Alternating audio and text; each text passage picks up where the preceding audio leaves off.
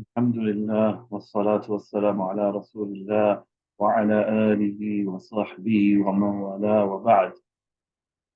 أهلا وسهلا بكم أيها الإخوة الكرام في درس الخامس والعشرون من سلسلة دروسنا في العقيدة من خلال متن درة البيان في أصول الإيمان لفضيلة الشيخ الدكتور محمد يوسف إبراهيم حفظه الله تعالى. Welcome, brothers and sisters, and those watching to our 25th lesson from our lessons going through Aqidah, going through the text of Durratul Bayan, the Usul al-Iman, by the Sheikh, the Dr. Muhammad Yusri Ibrahim. May Allah preserve. Today's lesson, we will cover an important topic, and that is faith in predestination, faith in al-Qadr. So we've covered in our previous lectures, we've covered five out of the six branches of pillars of Iman, and today we're starting the sixth and last pillar, and then we will move on to topics connected to Aqidah, but are outside from the pillars of Iman. So, faith in predestination. Before we will give an introduction, before we talk about what the Sheikh Hafidhahullah mentions in the book. So we will talk about the first issue that we will talk about, the connection between al-Qadr and the names and attributes. So the connection between al-Qadr and the names and attributes. So Ibn Taymiyyah rahimahullah said, indeed, these two foundational matters, these two, the Qadr and names and attributes are foundational matters, are called the matters of justice and tawheed. They refer to sometimes, Ibn Taymiyyah in some of his books refers them as matters of justice, which is al-Qadr, and tawheed, which is the names and attributes. They are the most important matters that are discussed from the fundamental matters. They are from the usul, the most important matters, very important matters. The need for them is general. So knowing them is general for our lives, for our well-being, for our hearts, for our existence. And knowing the truth in them is more beneficial than in other matters. So knowing the truth about them, about justice, about Allah's qadr, makes us able to live with all that happens in this world, and makes us submit and be comfortable in everything that befalls us. And you see that, matters of qadr, you see that in the general masses of Muslims. The suicide rate, not despairing when things don't go their way, not cursing and shouting and screaming when things don't go the way they want them to go, or when calamities befall them, and settling and returning all matters back to Allah Azza wa Jal and to the Qadr. When things don't happen, let's say, MashaAllah, they refer everything back to Allah and the will of Allah Azza wa Jal. So it gives them a sense of comfort in their life, that everything is from Allah Azza wa Jal, and we have no control. We try, we have no control. What Allah wills will happen, and we accept the decree of Allah Azza wa Jal. So it gives us comfort. Whereas the disbelievers who don't, or those who don't ascribe or don't know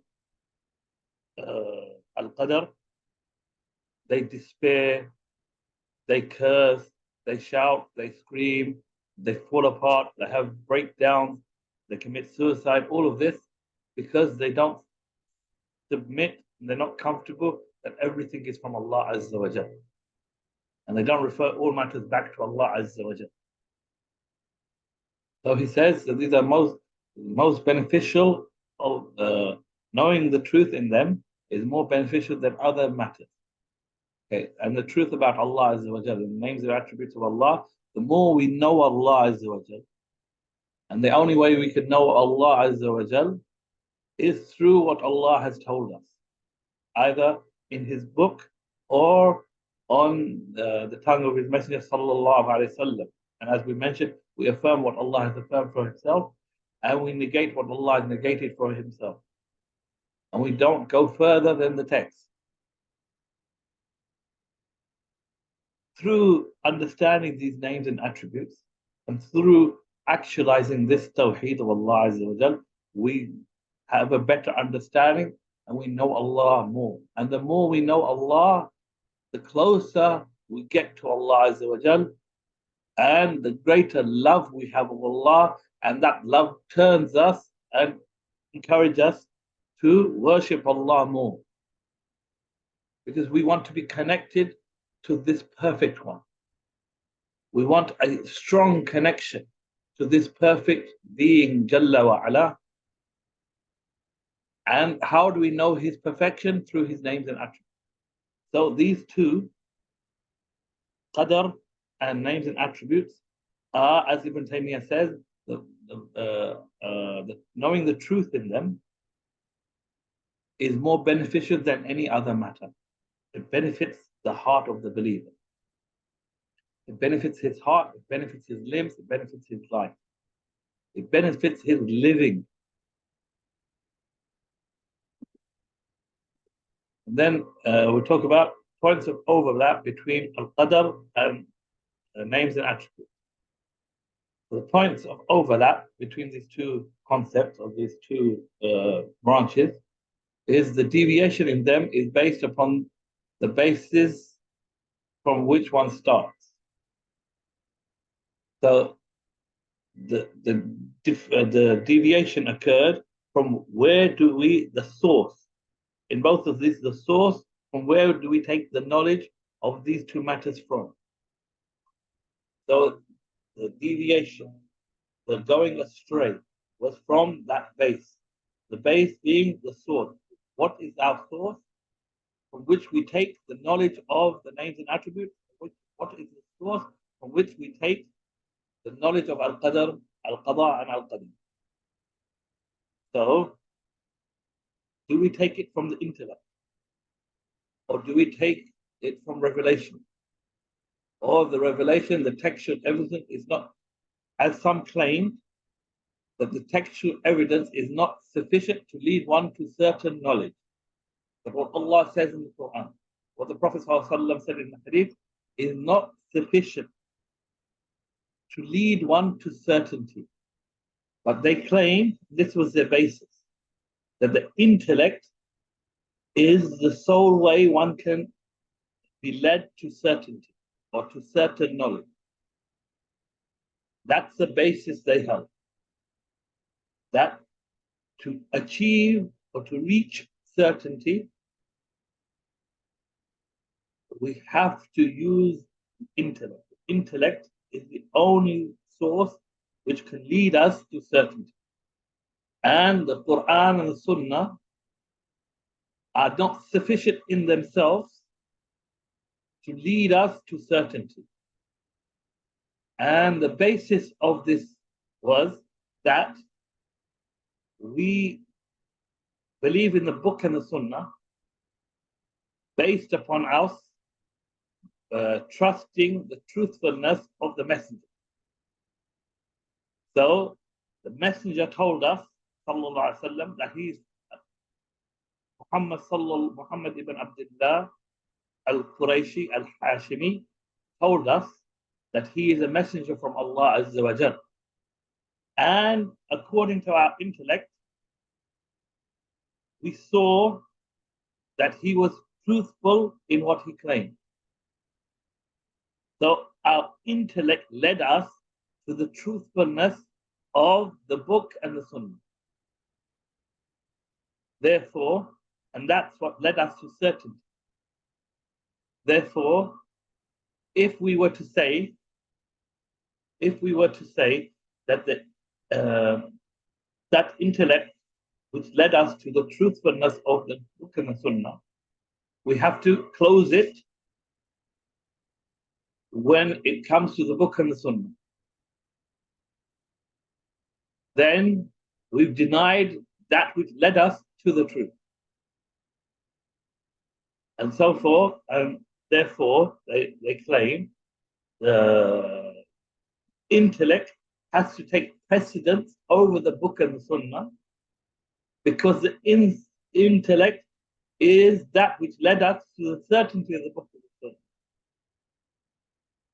So it is always given precedence.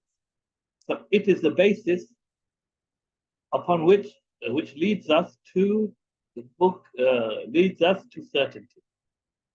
And it is what led us to the certainty of the messenger and what the messenger brought. So the deviation, my point here, even though I've got off in tangent, my point here is that the deviation in these two topics, in these two matters, in these two issues, is from the same angle. And that is the source, what is the source from which we take the source upon which we base our knowledge in these two matters. Is it the intellect, or is it the book and the Sunnah? Or is it the textual, the scriptural text?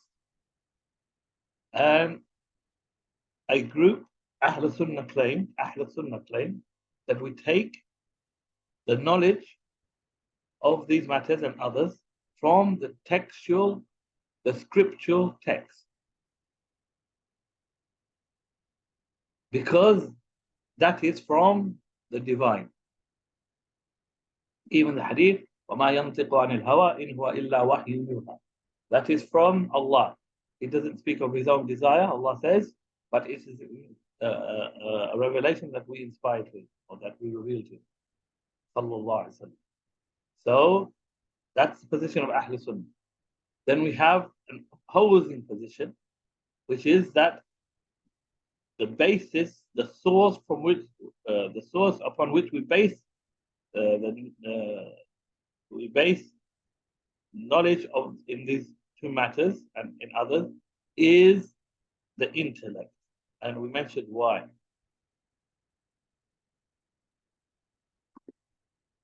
Imam al-Razi says, Imam al-Razi, who was a great Imam of a particular trend in Islam, and he left that trend at the end of his life. May Allah have mercy upon him. May Allah forgive him his mistakes and enter him into the highest levels of Jannah. And this is something, a point to note, that these Imams from the different sects and from the different trends, especially those Imams whose books and whose writings and whose knowledge still to this day we take from and we learn from,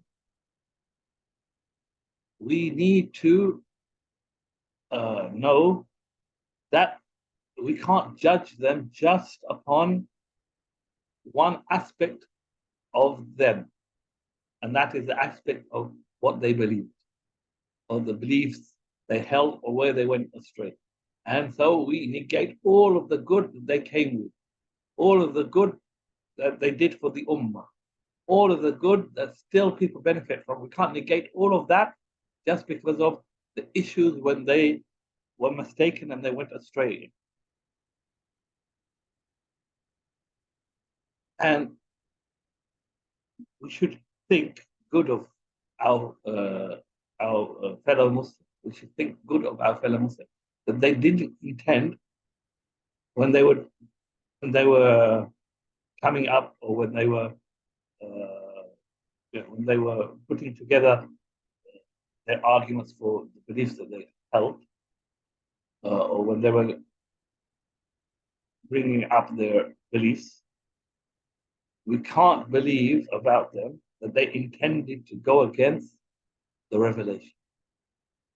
They intended to destroy Islam.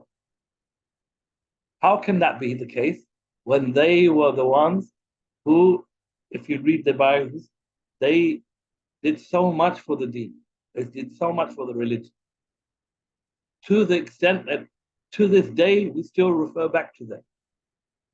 On many issues, we refer back to them and we see what they say in their interpretations.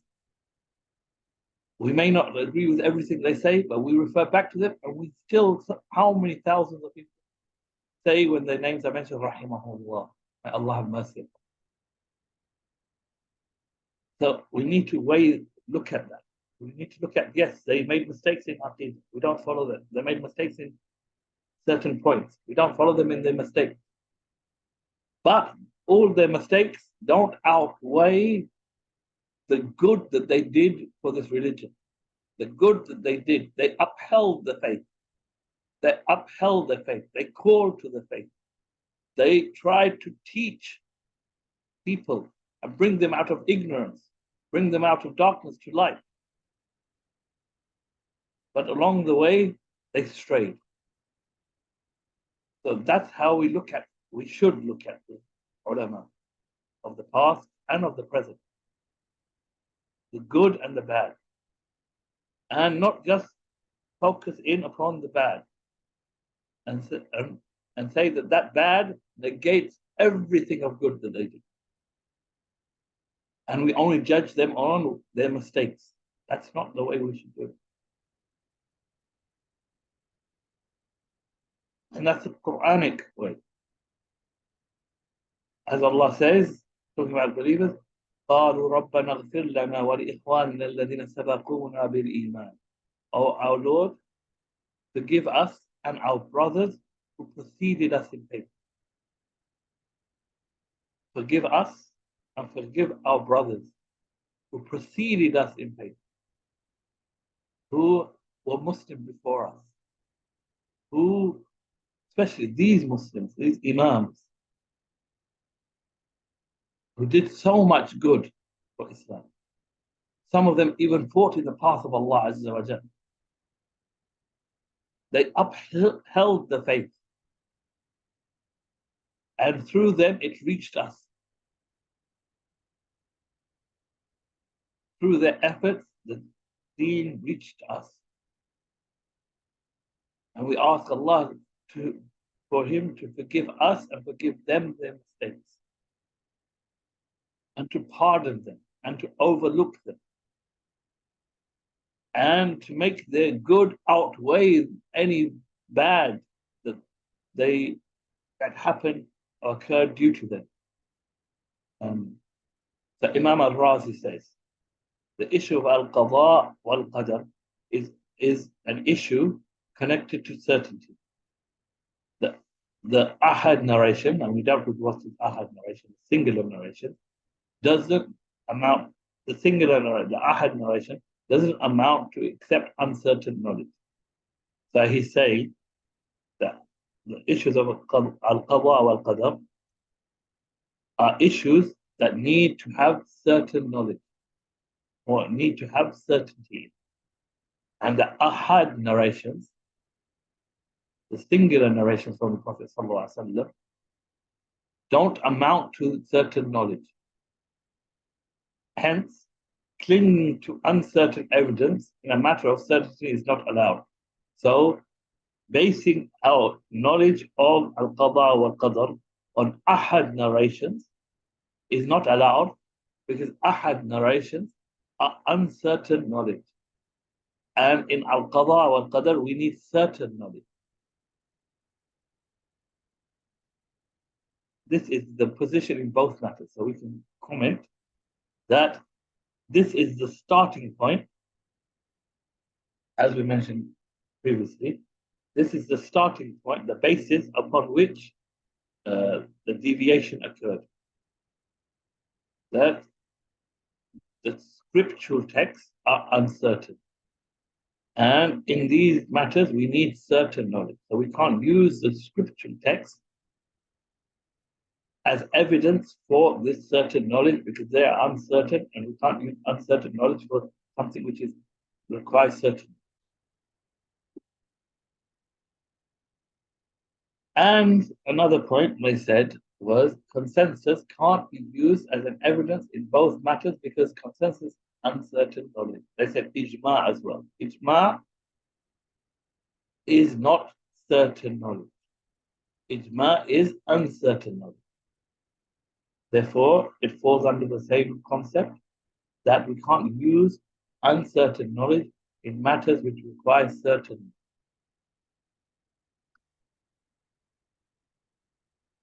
Then that's the point of overlap in the two matters.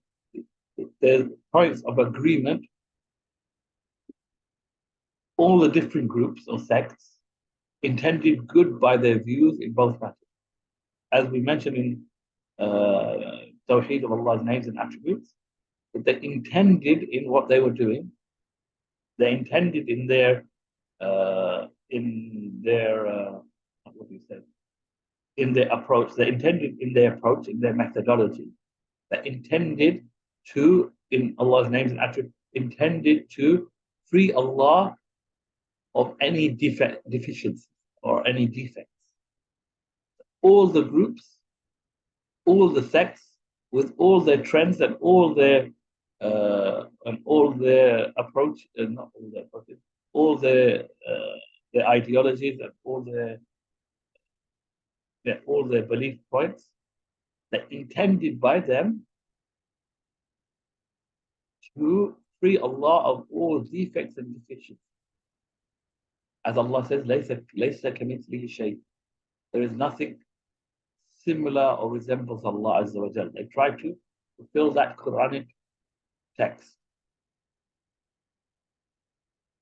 Also, in the matters of al-Qadr and Qadr, they intended good.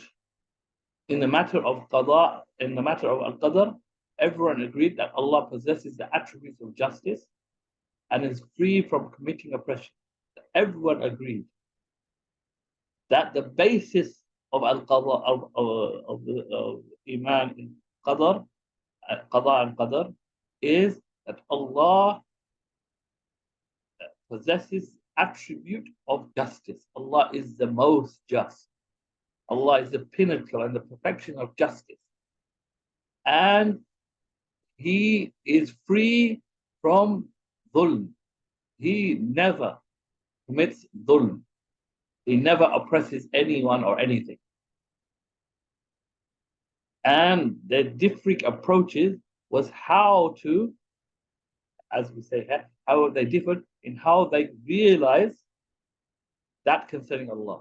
So they wanted to prove, each sect and group wanted to prove that Allah is the perfection of justice and Allah is free from committing oppression. But how do we prove these about Allah? That's where they differ. How do we prove the realities of these concerning Allah Azza wa Jal? And they differed in that. And due to that, they had differing views. But these are the points of agreement, that they intended good. And in Qadr and Qadr, they intended to prove that Allah is intended to prove that Allah possesses the attribute of justice and is free of oppression.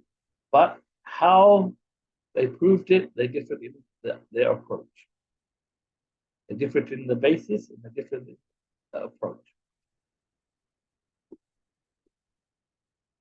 Okay, we will define the terms al-Qadr and al-Qadr. Al-Qadr is the predestination of Allah for what occurs in existence. The writing down of that in accordance with the knowledge of Allah and what His wisdom necessitates. So al-Qadr is the predetermination of Allah for what occurs in existence. And the writing down of that in accordance to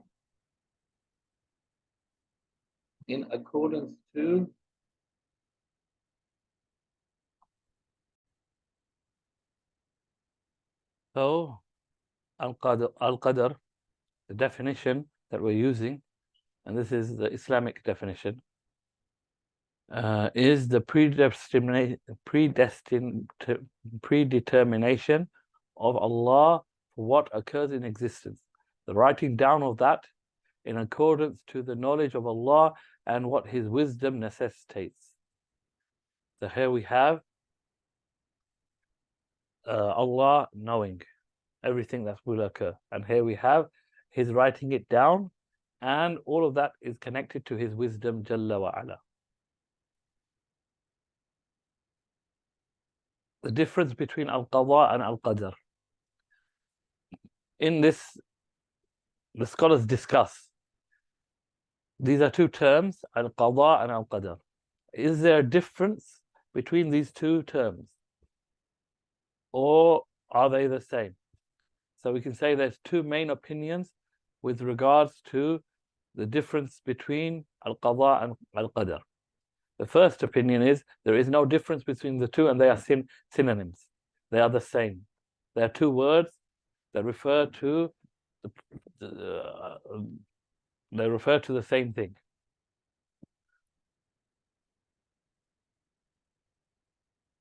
There is a difference between them. The second opinion is that there is a difference between them. The difference between them in the meaning, and that, but they differed in what that difference is to four main opinions. Al-Qadha is concerning the general matters, whereas Al-Qadr is concerning specific matters. So Al-Qadha is the general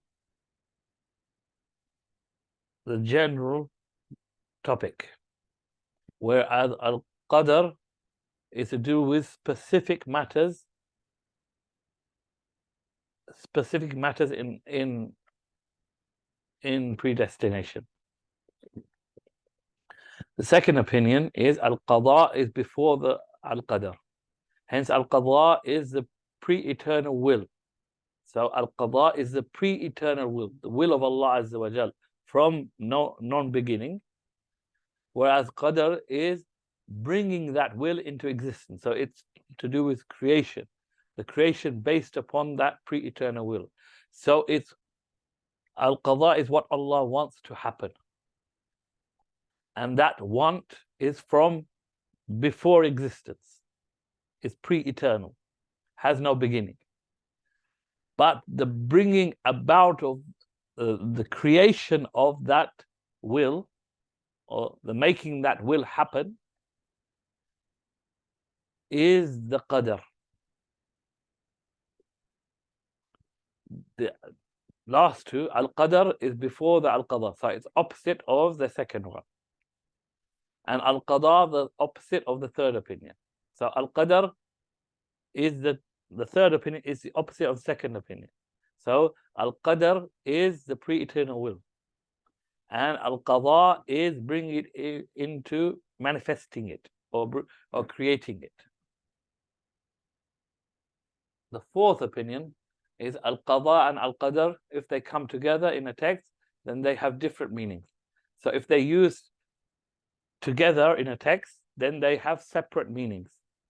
And al-Qadr is before al-Qadha. So al-Qadr comes before al-Qadha. So al-Qadr is primary and al-Qadha is secondary. So it seems to agree with the third opinion in that al-Qadr is preceding and al-Qadha comes after. None of these four opinions about the difference between al-Qadr and Qadr have any textual basis, have any textual proofs. And therefore, it's very difficult for us to make a judgment as which of these four is most correct, in our opinion. So we leave it that these are the opinions, and Allah knows best what is most correct. we have the issue. What is the ruling on discussing matters of al-Qadr? What is the ruling on discussing such matters?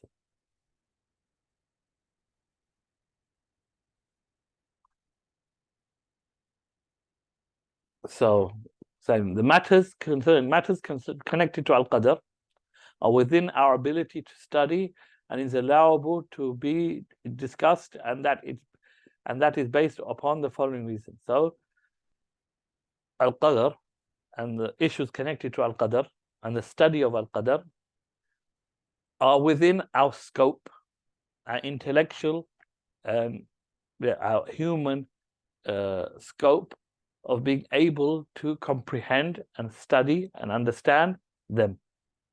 And therefore, it is allowable for us to discuss them and study them. And that's based upon the following reasons. Firstly, al-Qadr is an integral part of the religion. It's a pillar of faith. And as it being a pillar of faith, we have to study it. And it must be allowed for us to learn it, because we have to have belief in it. So it must be, for us to have belief in it, we must be able to study it and learn it and understand it. Secondly, we have been commanded to study the religion and understand it. Allah Ta'ala has commanded us to study the religion, to study what He has revealed, and to understand it. And from it is this topic, the topic of al-Qadr. The third reason, texts concerning al-Qadr are mentioned in the Quran, and we have been commanded to ponder over the meaning of all the verses of the Quran. And from the verses of the Quran, the verses connected to al-Qadr, وَمَا تَشَاءُونَ إِلَّا إِنْ يَشَاءَ اللَّهُ رَبُّ الْعَالَمِينَ. What does this mean? How Allah talks about His will and the connection between His will and the will of the human, or the will of His creation. How are these wills connected? So Allah mentions that connection in the Quran. These are verses about Qadr. وَكُلُّ شَيْءٍ خَلَقْنَاهُ بِقَدْرٍ. And everything we have created with Qadr. Okay, how do we understand Allah?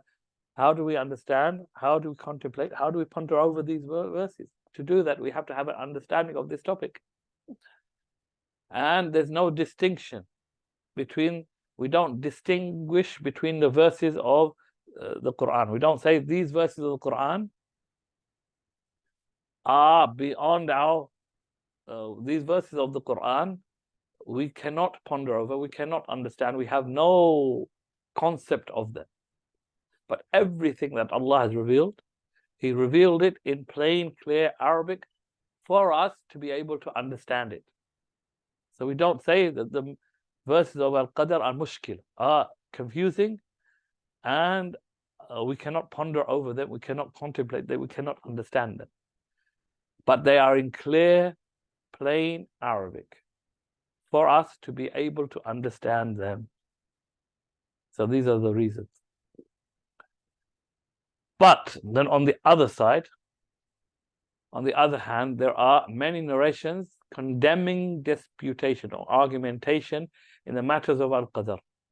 From them is the narration of Ibn Mas'ud radiyallahu anh, that the Prophet sallallahu alayhi wasallam said, if my companions are mentioned, then withhold.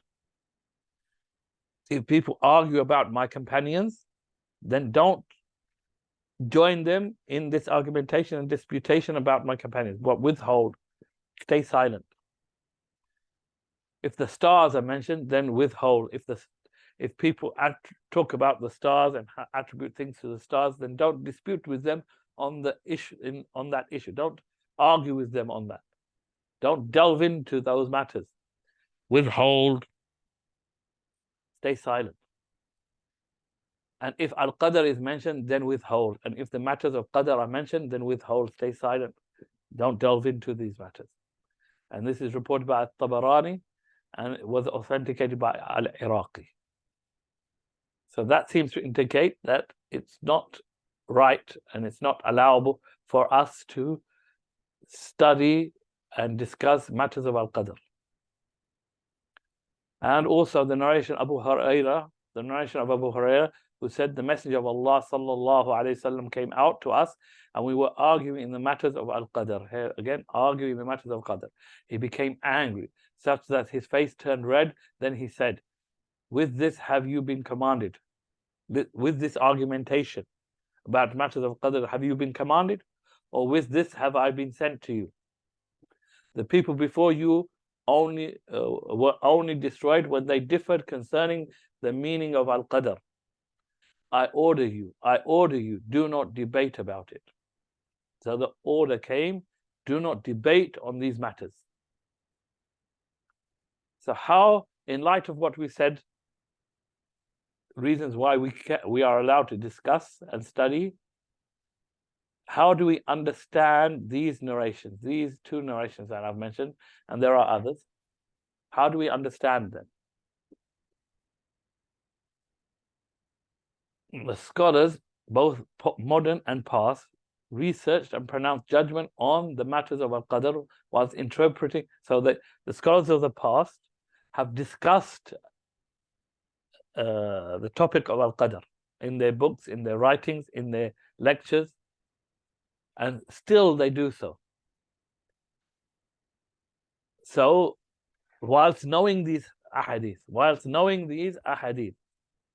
and so because the existence of these ahadith and the perceived contradiction between the Quran telling us the commands of Allah telling us to ponder over the verses of the Quran, all the verses of the Quran, and from them are verses dealing with al-Qadr, and then the Prophet ﷺ negating or commanding us not to discuss or not to argue and dispute on matters of al-Qadr. How do we reconcile between these apparent contradictions? The scholars have spoken about Qada and Qadr, whilst at the same time knowing these ahadith, so they needed to interpret these ahadith, and they gave various potential meanings to the statements of the Prophet sallallahu alaihi wasallam. So one of the potential meanings is the intent of these texts is regarding debating the matters without knowledge. So these texts are talking about debating these matters, but without knowledge. So whoever debates the matters of al-Qadr without knowledge, then he is condemned. So debating these matters without knowledge is blameworthy and is not allowable. Whilst the meaning is correct, this meaning is correct.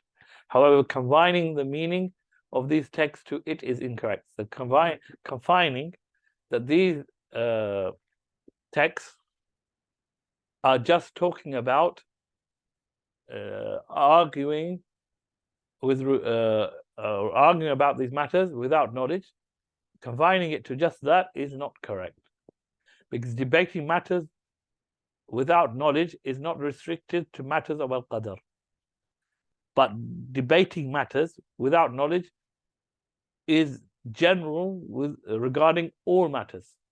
We should never debate and argue about matters of which we have no knowledge. But every debate, every argument should be based upon matters of knowledge. So for us to confine it to al-Qadr is not correct. Hence, if the intent of these texts were restricted to debating without knowledge in it, then there would be no meaning for specifying it. There would be no meaning for specifying that. Another opinion, or another potential meaning for these texts, is the meaning of the text is debating concerning the secrets of al-Qadr. So the Prophet ﷺ is mentioning that we should not discuss about the secrets that have been hidden from us in these matters. So the prohibition and the condemnation is concerning the secrets of al-Qadr and the hidden wisdoms connected to them. This is the view mentioned by Ibn al-Battah in al-Ibana al-Kubra. And this seems to be the most correct view mentioned concerning the possible intent of these texts.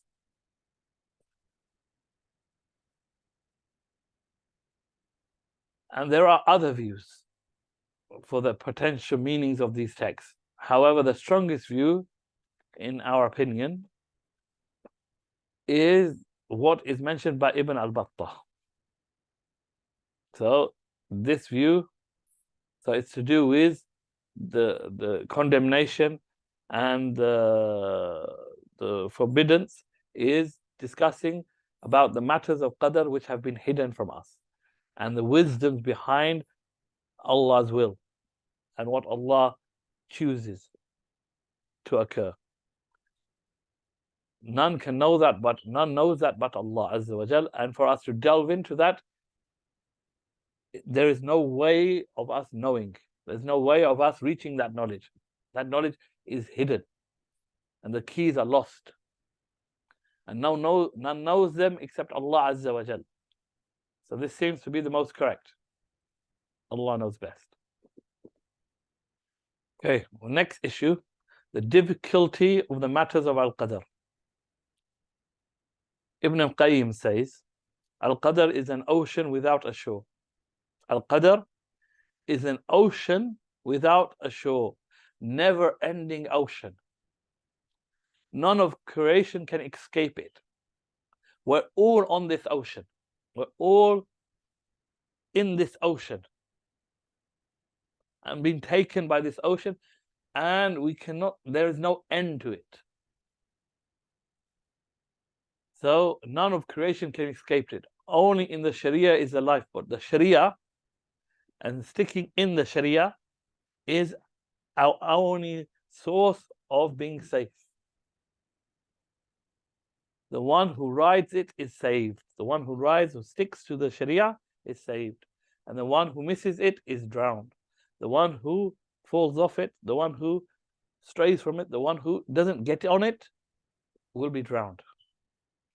And he said, faith in it, faith in al-Qadr, is the milestone of Tawheed. Is the milestone of Tawheed and its system.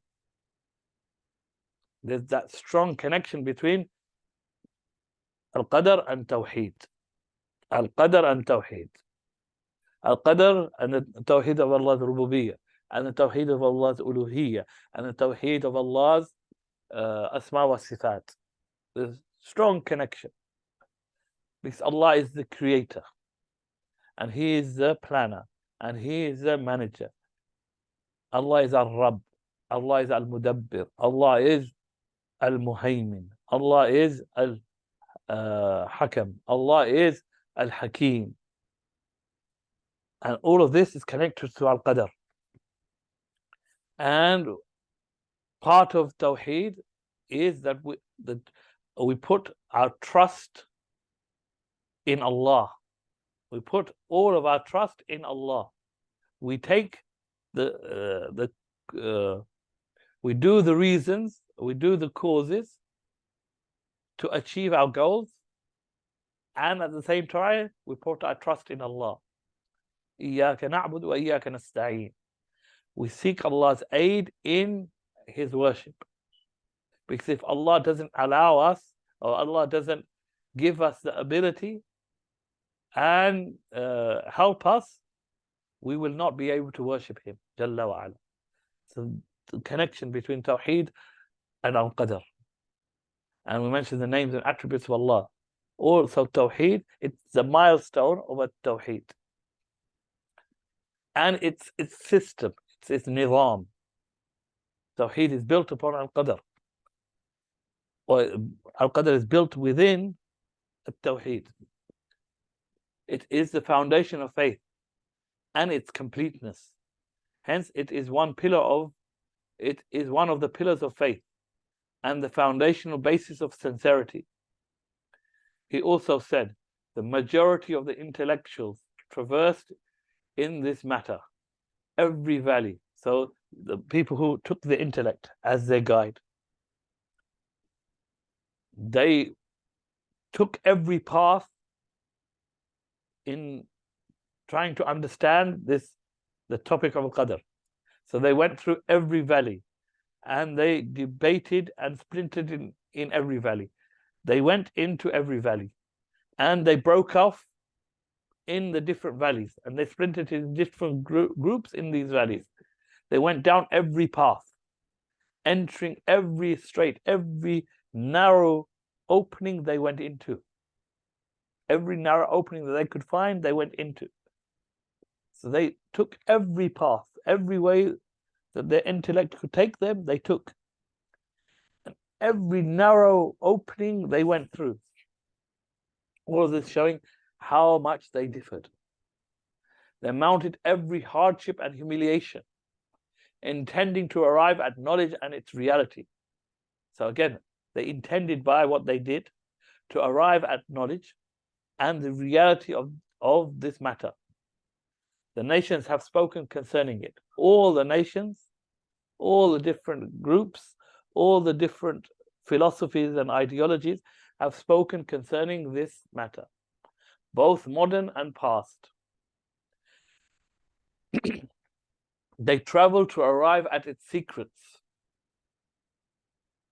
traveling eagerly. So they tried their hardest to get to the secrets of al-Qadr. The different sects debated it in accordance to their differing positions. So their approach defined their or led to their approaches, and their methodology led to their differing positions and views. The writers wrote many books of varying types. There is none except that his self whispered to him concerning it, seeking arrival at its reality. That's what everyone intended, was to reach its reality, what it actually is. Hence you see him either hesitant in himself or debating his rivals. So what ended up is that people became, when they did all of this effort and they went through all of this hardship and difficulty and all of this study and contemplation and thinking and discussion, and still the end result was them being unsure, being confused, being hesitant in what is this reality, or the purpose, or what they ended up doing was using it as a mean of debating their rivals and showing who is better, who has more intellect. And this is in Shafa al-Alil fi Masail al-Qada wal-Qadr. Abu Hanifa rahimahullah said, the one who delves into al-Qadr is like the one who stares at the rise of the sun. Every time he increases in sight, he increases in confusion. So again, talking about the difficulty of al-Qadr, difficulty in the matters of al-Qadr. So it's like trying to get to its reality and trying to fully understanding it is like trying to look directly at the sun, as it comes up, looking directly at it. The more we look at it, and the more we try to stare at it, the more it hurts and burns our eyes, and the more we cannot see it, the more we squint. So the more we look, the more we squint. So he's saying that the more you study it, the more you try to reach its reality, the more confused you become. And that's is mentioned by Ibn Abdul Barr in al-Intiqa fi al-Fadail A'imma al-Thalatha al-Fuqaha. And Ibn Taymiyyah said, disputing in al-Qadr is the root of doubts in the world. So disputing or arguing about al-Qadr is from the root of all the doubts in the world. And we see that many of the doubts of the atheists and of those who don't want to follow religion are based upon this issue of al-Qadr.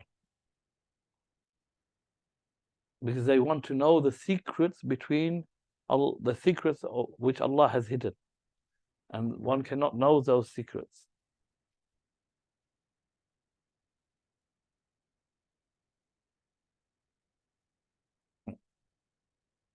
Okay, yes.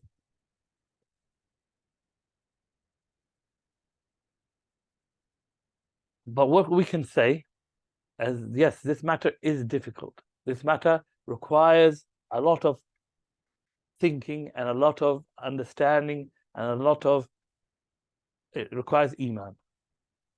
But it also requires intellect. And it requires one giving it its utmost to understand it. However, some of these statements are not without exaggeration. So these statements have in them some exaggeration, especially those which indicate that none is capable of knowing its answers. As for the matters that Allah has hidden, then none can know them. But as for understanding the concepts behind the topic itself, then yes, we can understand it. And it's within our realm of studying and understanding.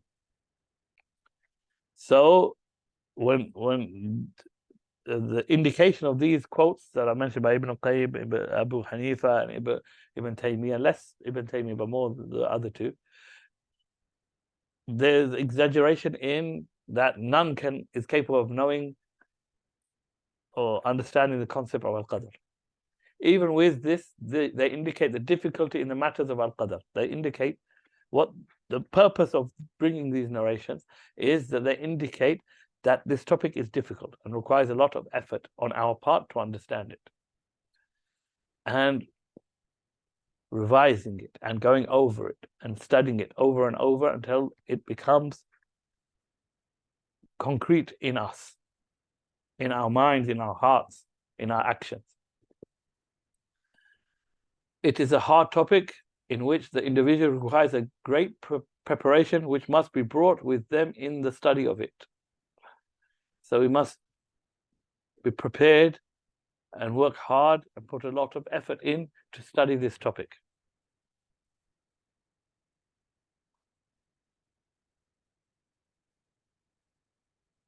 The root of the difficulties in our matters of al-Qadr. The root causes for the confusion in al-Qadr is from two angles. It's from two angles. So the root cause of this, the root cause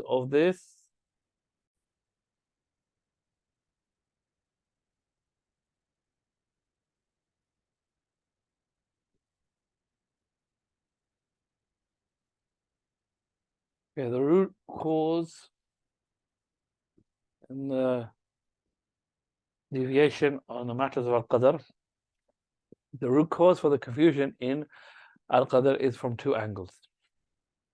The first is the reality of responsibility and what it necessitates. Many people perceived a contradiction between two necessary, definite principles. So the first angle from which deviation occurred is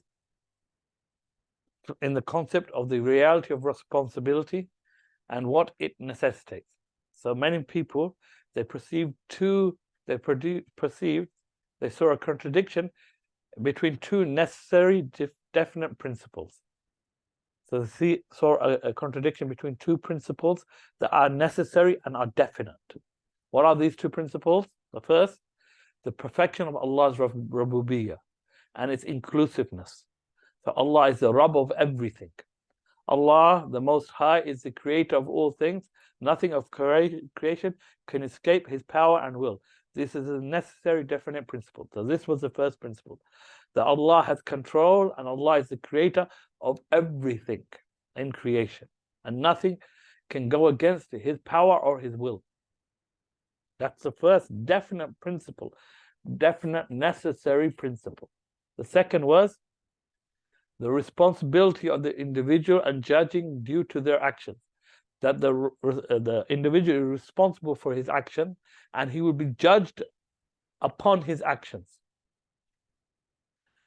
Now, for him being responsible, and because he's going to be judged on those actions, that implies that this responsibility implies that the individual chooses his actions. Hence, he has ability and choice concerning whatever he does and refraining from whatever he leaves, without which responsibility is not correct. So even though Allah is in control and Allah plans and Allah creates everything that happens, and nothing can escape the will of Allah and the power of Allah, and that's definite principle. At the same time, another definite principle is that because the individual is responsible and the individual will be judged upon his actions, it implies the individual has control over what he does and doesn't do. And without that, responsibility is not correct. So Allah is in control. Allah is in control. Allah is the creator. Allah has all power, and Allah's will is dominant. But at the same time, man has will, has power, has ability, and chooses what he does and doesn't do. So there's a perceived contradiction between these two. How can Allah choose everything and will everything, whereas man can choose as well and do what he wants to do and not do what he doesn't want to do? How do we reconcile between these two definite principles, definite necessary principles? They're necessary in the universe, and they're necessary for responsibility to be correct. How do we reconcile between these two? So we say the second principle, B, implies that the individual is independent concerning his actions and he has choice and ability, whereas the first principle implies that the individual is not independent in his actions, nor apparently does he have choice and ability. So the first negates the second, and the second negates the first. That's the conceived contradiction. When a contradiction was noted in the first instance between these two fundamental principles, confusion entered into this matter. So this is the root of the confusion. Many people differed in what is the correct position concerning the stance on how to reconcile between these two definite principles. This is the crux of the matter. How do we reconcile between these two principles? This is the basis of all the problems. And each group tried to reconcile between these two.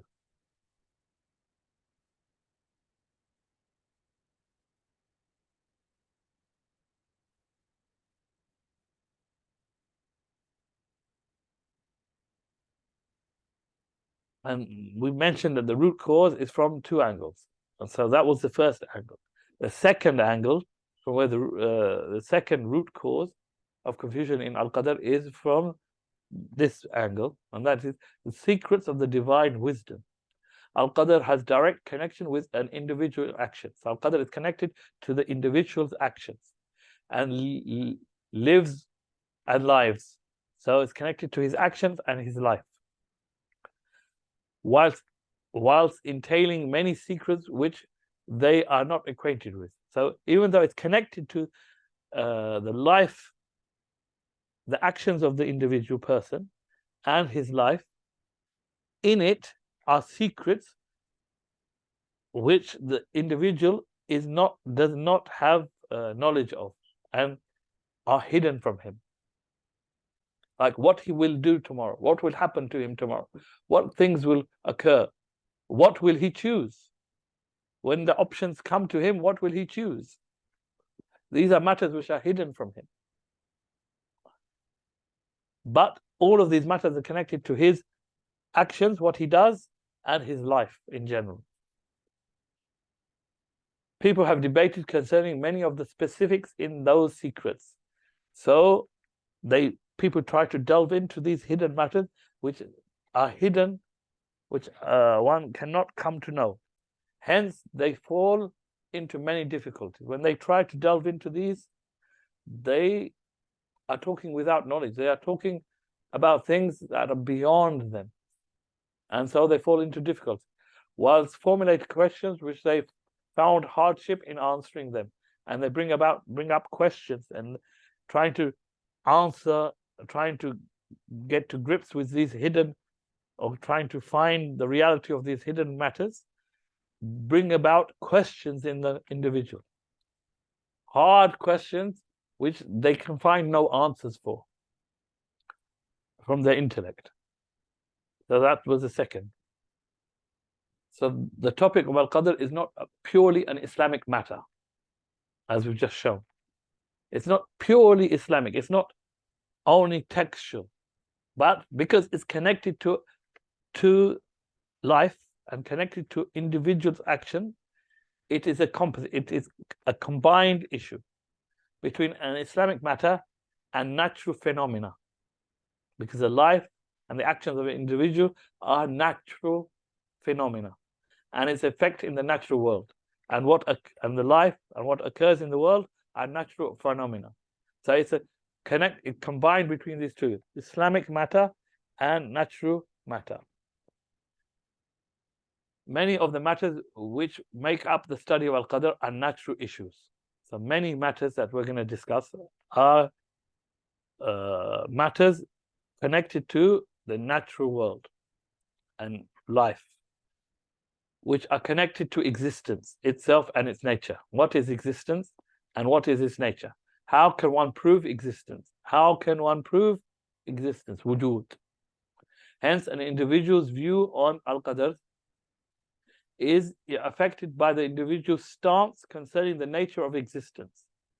So fundamental issues that one has to deal with, and which will skew his view on the matter of Qadr, is these fundamental matters of what is the nature of existence, and how one proves existence, and how objects moves from non-existence into existence. How can something move from Adam to wujud?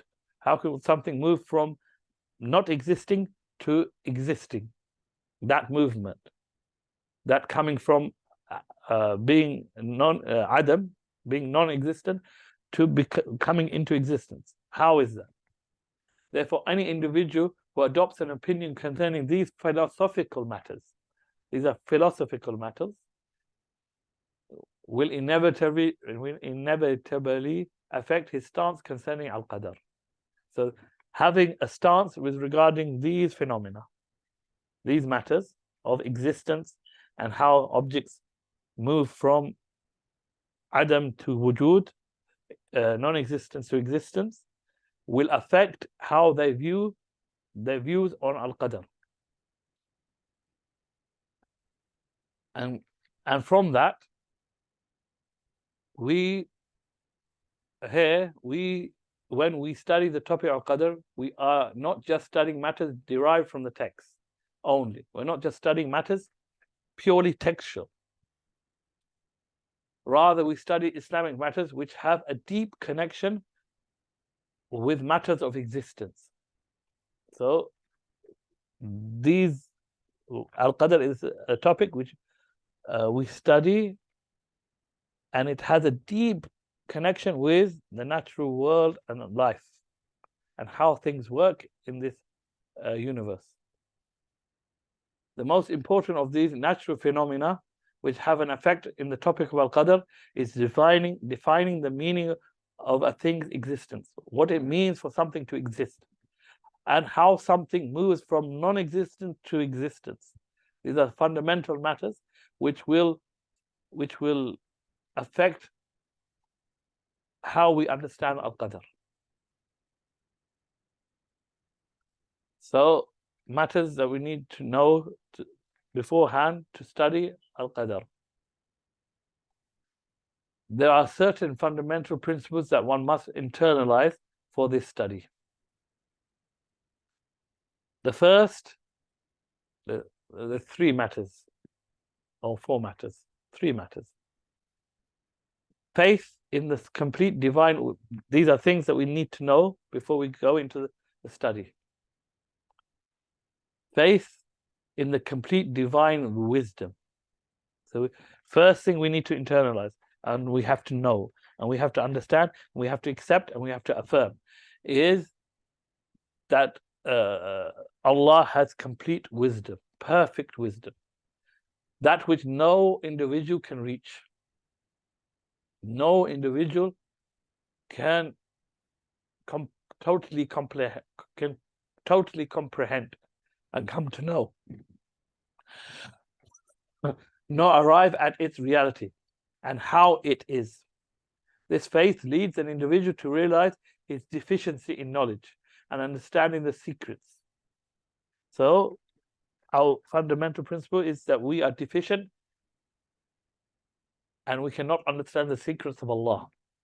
Also, it causes one to infer what he is ignorant of from what he knows. So it teaches us to infer, deduce from what we know, and base that which we don't know upon what we know, and know that that's our limit. Based upon this, the individual finds some contentment in his research, contemplation, and building of knowledge. Okay, the second is faith in the justice of Allah. Remember the basis that we talked about at the beginning? Allah is perfection of justice, meaning everything that Allah decrees and decides is complete justice. Allah has no need to oppress. Allah doesn't oppress. And His perfection refutes this.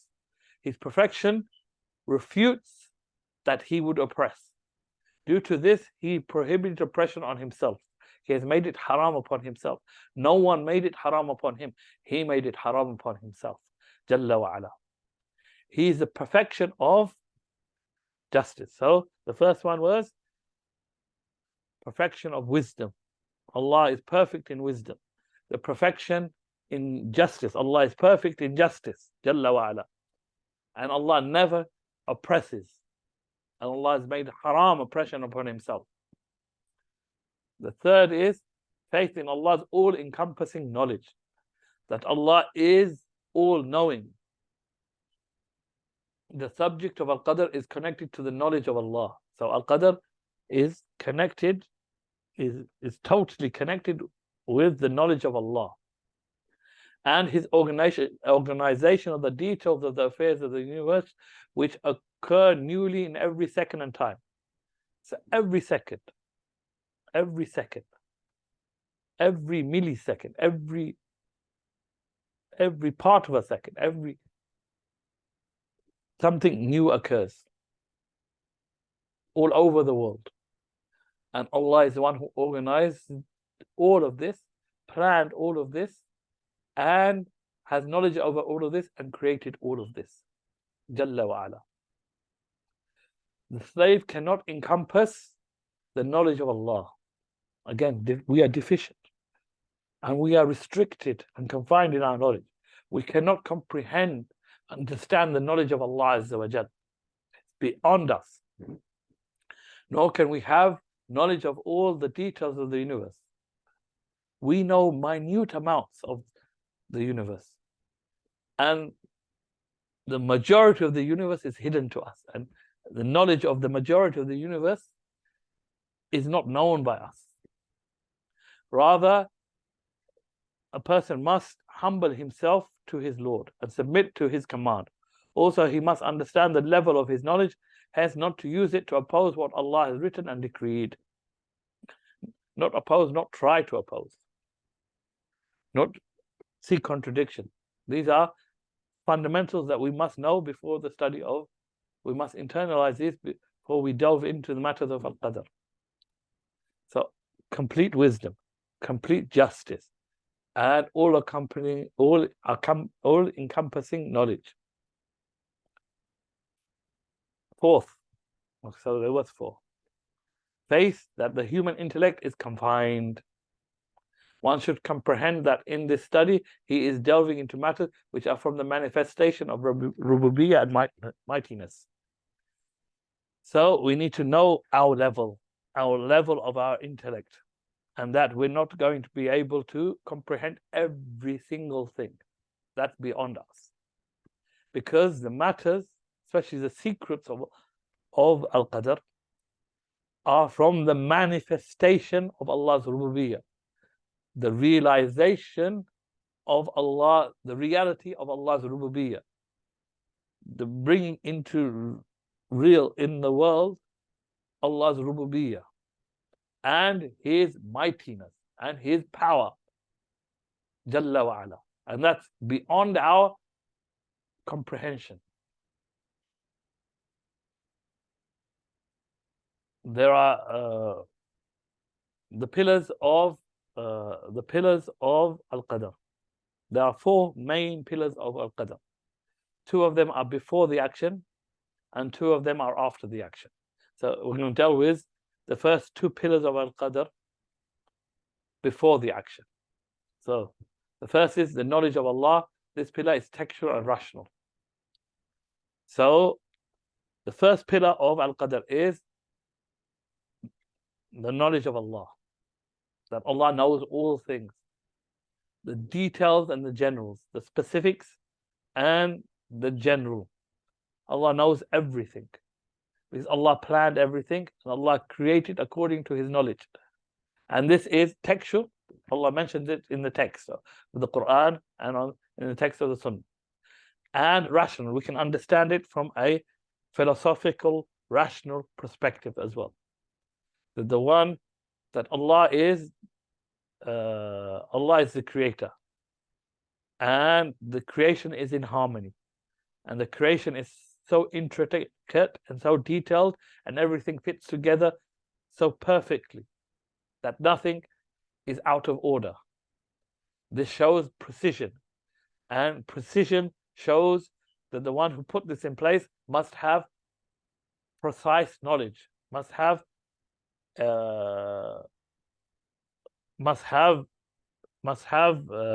knowledge, must be all-knowing to have this precision and make everything in harmony. So it's textual and it's rational. Then we have the second pillar of al-Qadr, which is writing down of that knowledge. So Allah Ta'ala wrote down the knowledge, His knowledge, Jalla wa ala. This pillar is solely textual, and this is not something that our intellect can come up with, can rush. It's not something philosophical. We can't, through our intellect, come to this realization. But this is solely textual. This is what Allah has told us in the text. But what we can say about this, not all of Allah's knowledge is written down. Allah's knowledge is far greater and has no end.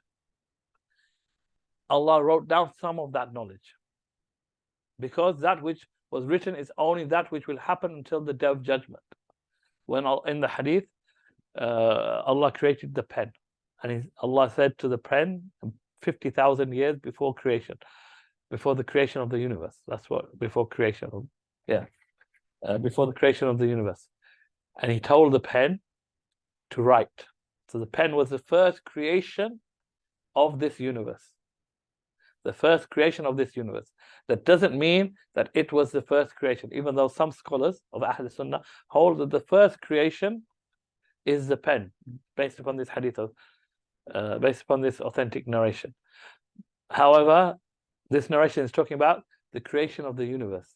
So, and the end of the hadith, it says, and that book is with him beneath the arsh, or beneath the arsh, or with the arsh, either beneath the arsh or with the arsh. I can't remember the narration exactly. So the arsh is there. The qalam, when the qalam is created and the book is written in, the arsh is there. So it would seem that the first creation, and this is from what I remember, the majority opinion is the first creation, if there is a first creation. There's a difference of opinion. We're not going to go in there. Is there a first creation? Is there a first creation? And that's an extra topic, and perhaps we will study that at some point. But they say that Arsh was created before the Qalam, and others say no, the Qalam is the first creation, and Allah knows best. So the Qalam was told to write, and the Qalam asked Allah, what should I write? And Allah said, write everything that will happen until the Day of Judgment. Okay, so that shows that what was written is only that which will happen until the Day of Judgment. There are many matters which will occur after the Day of Judgment. There are many things that are going to happen after the Day of Judgment. These are more than what occurred in the world. And these matters that will happen after the Day of Judgment are more in number than what occurred in the universe, before the Day of Judgment. They are all these matters, what will happen in the universe and what will happen after the Day of Judgment until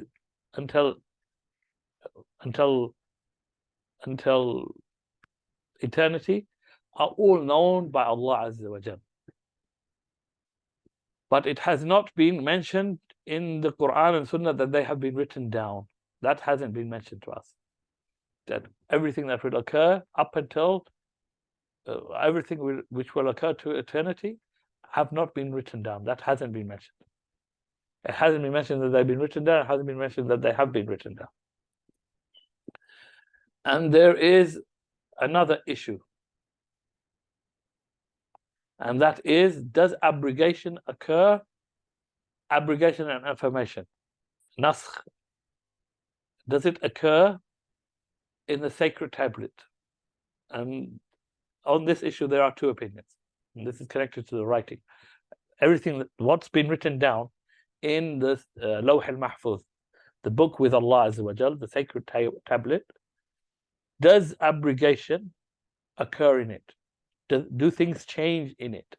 Or is it fixed? There's two opinions. The first opinion is what is written never changes. That's the first opinion. The second opinion is that affirmation and abrogation occurs.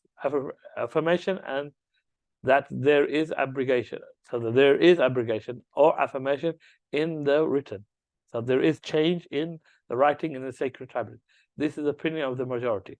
And this is what the majority of the ulama of Ahlus-Sunnah believe. However, this doesn't happen to what is written in the sacred tablet. So there is, okay, so is there abrogation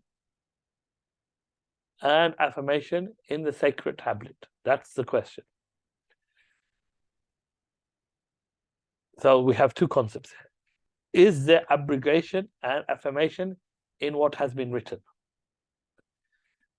And if there is that in the sacred tablet, the book with Allah, or other than that book?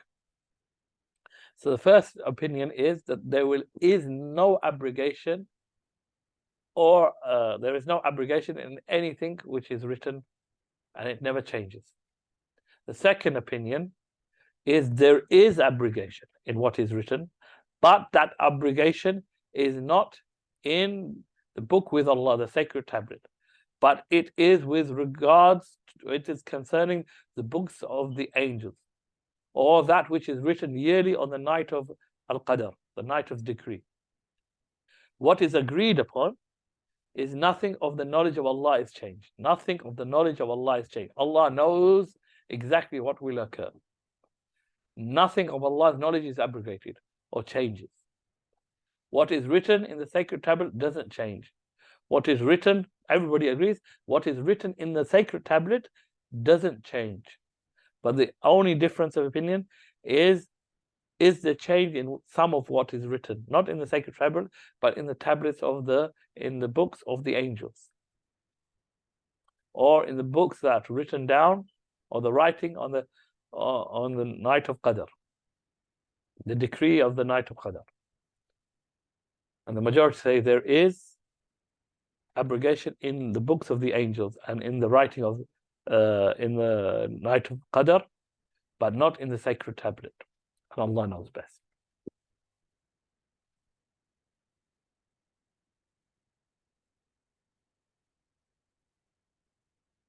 Okay.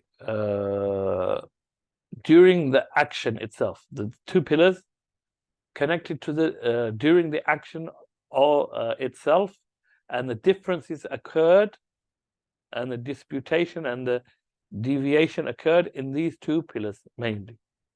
Basically, everybody generally agreed, all the sects have agreed in the first two pillars, the knowledge of Allah, and especially in our time, and there was some difference of opinion, there was some deviation in the knowledge, but that seems to have died out generally. It does exist even now in some groups, but generally everybody is in agreement about the knowledge of Allah and the writing down of that knowledge, or writing down of what will occur until the sacred writing down of what will occur until the day of judgment in the Lawh al-Mahfuz. The difference occurred in these two during the action. The will of Allah as well. This pillar is textual and rational. That because there are more than one possibility. Okay, textual, Allah mentions His will. وَمَا تَشَاءُونَ إِلَّا أَن يَشَاءَ اللَّهُ. Allah mentions His will, and His will is dominant. So textually is proved. Then we have rationally. We can contemplate and come up with rationally. Our intellect can lead us to that Allah must have will, because the Creator created, and the creation has more than one possibility, has many different potential possibilities. How something can occur has various potential possibilities, and from those potential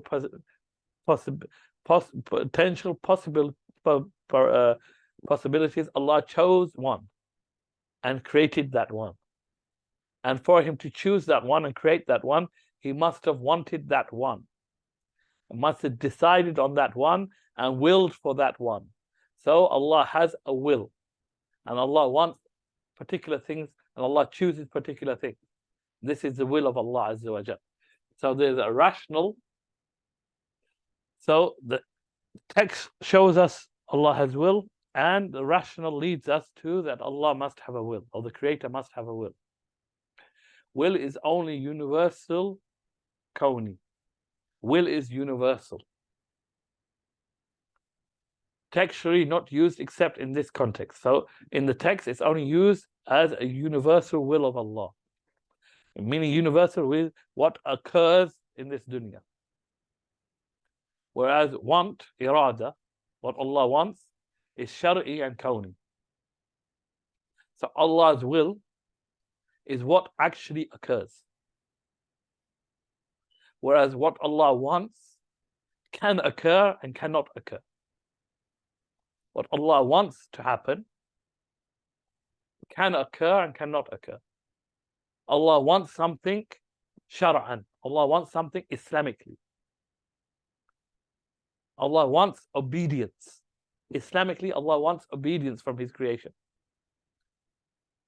And Allah doesn't want Islamically a disobedience. But He allows it to occur. He allows it to occur due to the actions that man chooses. So He allows it to occur. And that's the free will that Allah gives, and we will talk about that later.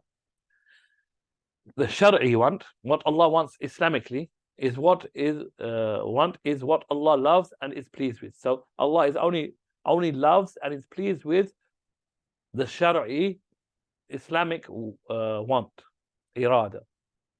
And as for the universal irada, that which happens and that which happens, then Allah, if it happens and it's against Allah's Islamic will, Islamic want, then Allah doesn't love it and Allah is not pleased with it, but He allows it to occur. So we need to make this distinction. Allah's will, the Mashiach of Allah, the will of Allah is universal, and that is what occurs. As for what Allah wants, the irada of Allah, what Allah wants, then it has two angles. What Allah wants Islamically, what Allah loves, what Allah is pleased with, that is what He wants Islamically. But that Islamic will, that Islamic want, doesn't always occur. It doesn't always occur. And then there's the second irada, second type of irada, which is the universal kawni irada, the universal want. And that Allah doesn't always love and isn't always pleased with. If, for example, if obedience occurs, then of course Allah willed it. If somebody stands up and prays, then this is the will of Allah, that he was going to pray. And it is the want of Allah, Shara'i want. Allah wants His slave to pray. And Allah loves the prayer, He loves this action of prayer, and is pleased with it. So here, the will and the irada, and then we have that the Islamic irada and the universal irada, the universal want. The universal want is that this prayer occurs. So these three are in agreement. These three are in agreement. But in the other context, so somebody doesn't pray, somebody leaves the prayer. This is disobedience. Allah wills for this disobedience to occur. This is the universal will of Allah. Because nothing happens outside the will of Allah. So Allah wills universally that this will occur, that He will disobey and not pray, and the prayer will not occur. Allah wants it Islamically to occur, but it doesn't occur. So that pillar is missed. Allah wants it universally, that it will not occur, and so it doesn't occur. So the universal will and the universal want are in combination, and so the action of disobedience occurs. But Allah doesn't. Allah allows it to occur because man chose it, but He does not love it and is not pleased with it. This is the distinction. The second pillar is creation.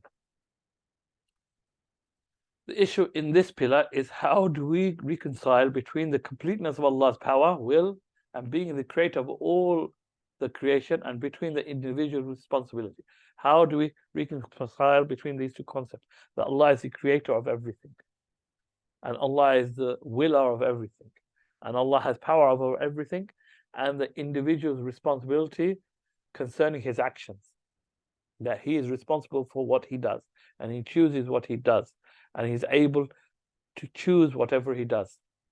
This is the core issue in al-Qadr and its heart. This is the core issue of disputation of the matters of al-Qadr.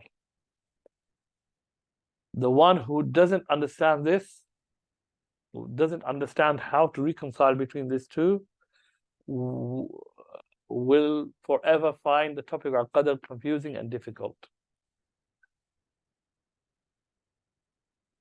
So how do we explain this? Allah is the creator of all things, and His will encompasses all of creation. This principle is a certainty and necessary, which is established by the text. It is intellectual necessity and a Shari'i necessity. That Allah is the creator and the willer of all things. The intellectual necessity is based upon the fact that every creature in the universe is dependent upon the creator, complete in his power and will, and the actions of the creation fall within this universe. Hence, they are dependent upon the creator, and so they can not escape his will, want, and will. They cannot escape his power, want, and will. So because everything in this universe is part of Allah's creation, and everything of the universe is dependent upon the creator, that means that they cannot escape, and we are part of that. We cannot escape from Allah's power and what he wants and what he wills, especially the universal. We can defy in one point, and that is what Allah wants Islamically. That's where we can defy. But in his universal power and his universal want and his universal will, there is no escaping it. Secondly, the responsibility of the individual and judgment on him is based upon his actions. This responsibility implies that the individual chooses his actions. So the individual, for him to be responsible, he has to have choice over his actions. Hence, he has ability to choose concerning what he does and refraining from whatever he leaves. The proof of this is the natural disposition. We find that in ourselves, that we have choice in how we behave, what we choose, what we do, and what we don't do. And we know that from ourselves. So we know, every individual knows the difference between automatic actions. What are automatic actions? Which we have no control over. When we are cold, we shiver. We have no control over the running, our breathing. We have no control out of the beating of our heart. We have no control over hives. When we are hives due to a reaction to something, we have no control over these. These are automatic actions. What we have control of, so every individual knows the difference between automatic actions and chosen actions. He is not an individual is not blamed concerning automatic actions. So he's not responsible for automatic actions. But he is accountable for non-automatic, the actions that he chooses, that which he has control over. We need to make that distinction. An individual is only held accountable for actions that he has control over, and not for automatic actions. And that's the natural proof. The Shari'i proof, the Islamic proof, is a text which attributes individual actions to them. So we have two angles of proofs for this, that the individual is responsible. The first is that we can differentiate between automatic actions and controlled actions that we have control of. And the Shari'i proof is that Allah attributes actions to the one who does the actions, to the individual who chooses the actions.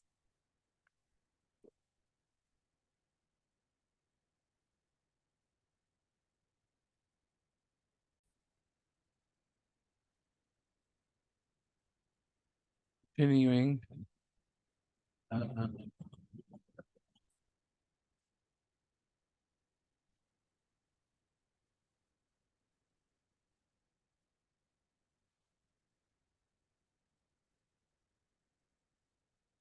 Where we left off, connection between the individual and his action. The stance is built upon three principles. Our stance of Ahlus-Sunnah is built upon three principles connected to the natural world. The first principle is the impossibility of an action occurring based upon the effect of Okay, so this is the opinion. Just let me.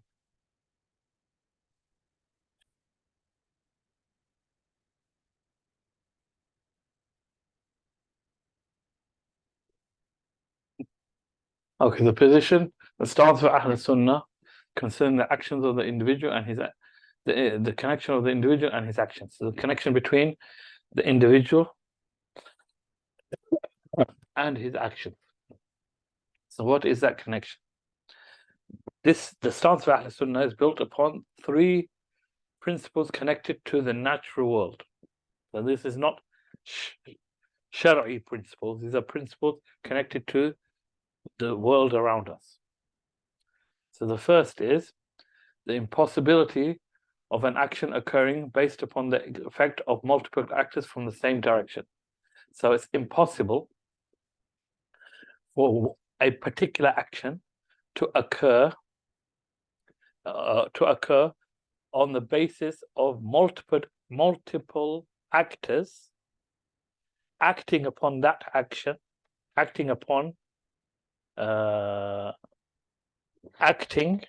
on it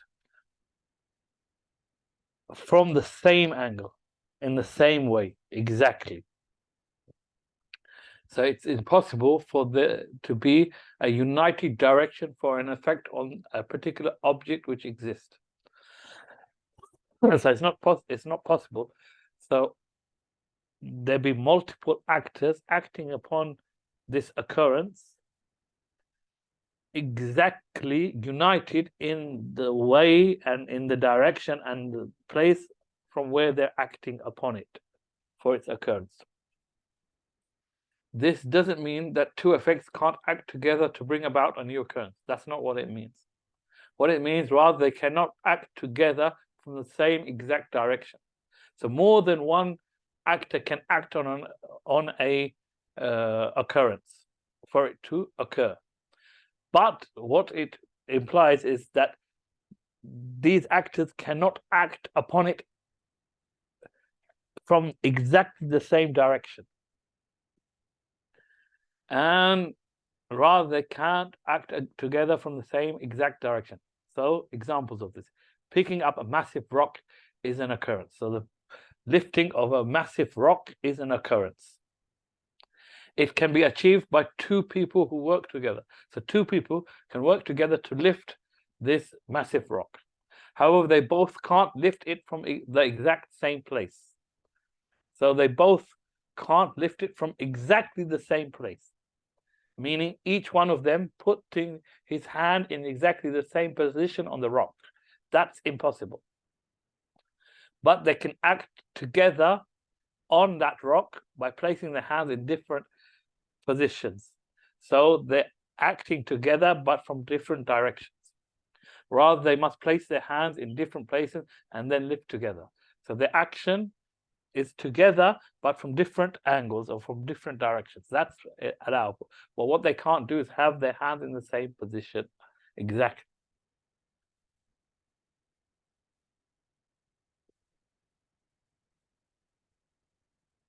Let me go back. I've just accidentally gone forward. Okay, let's go back.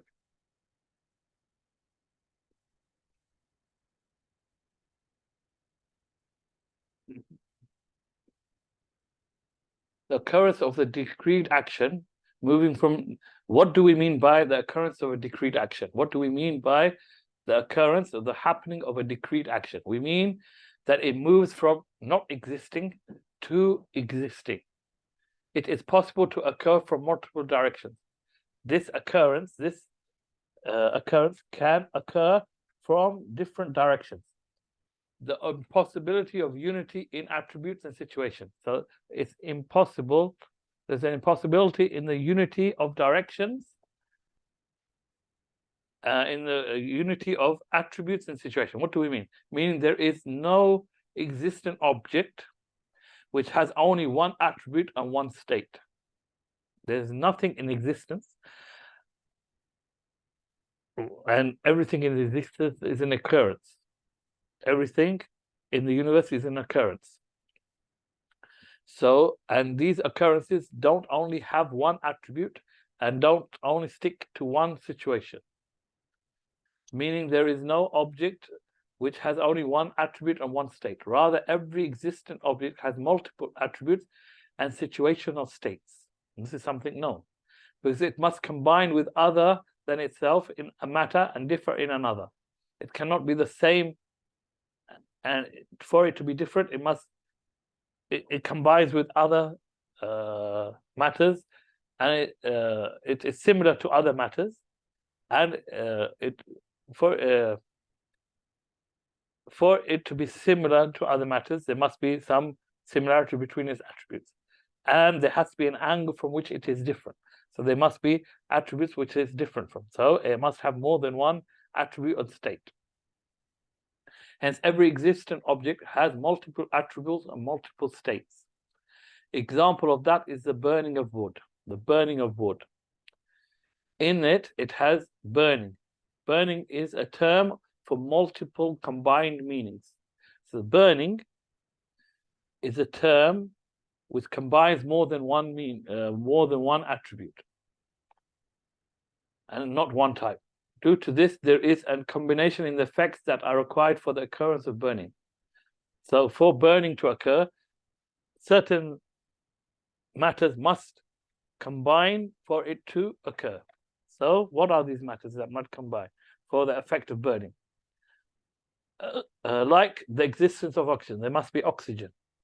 The material being flammable, the material that's going to burn must be able to burn. Someone present to start the fire.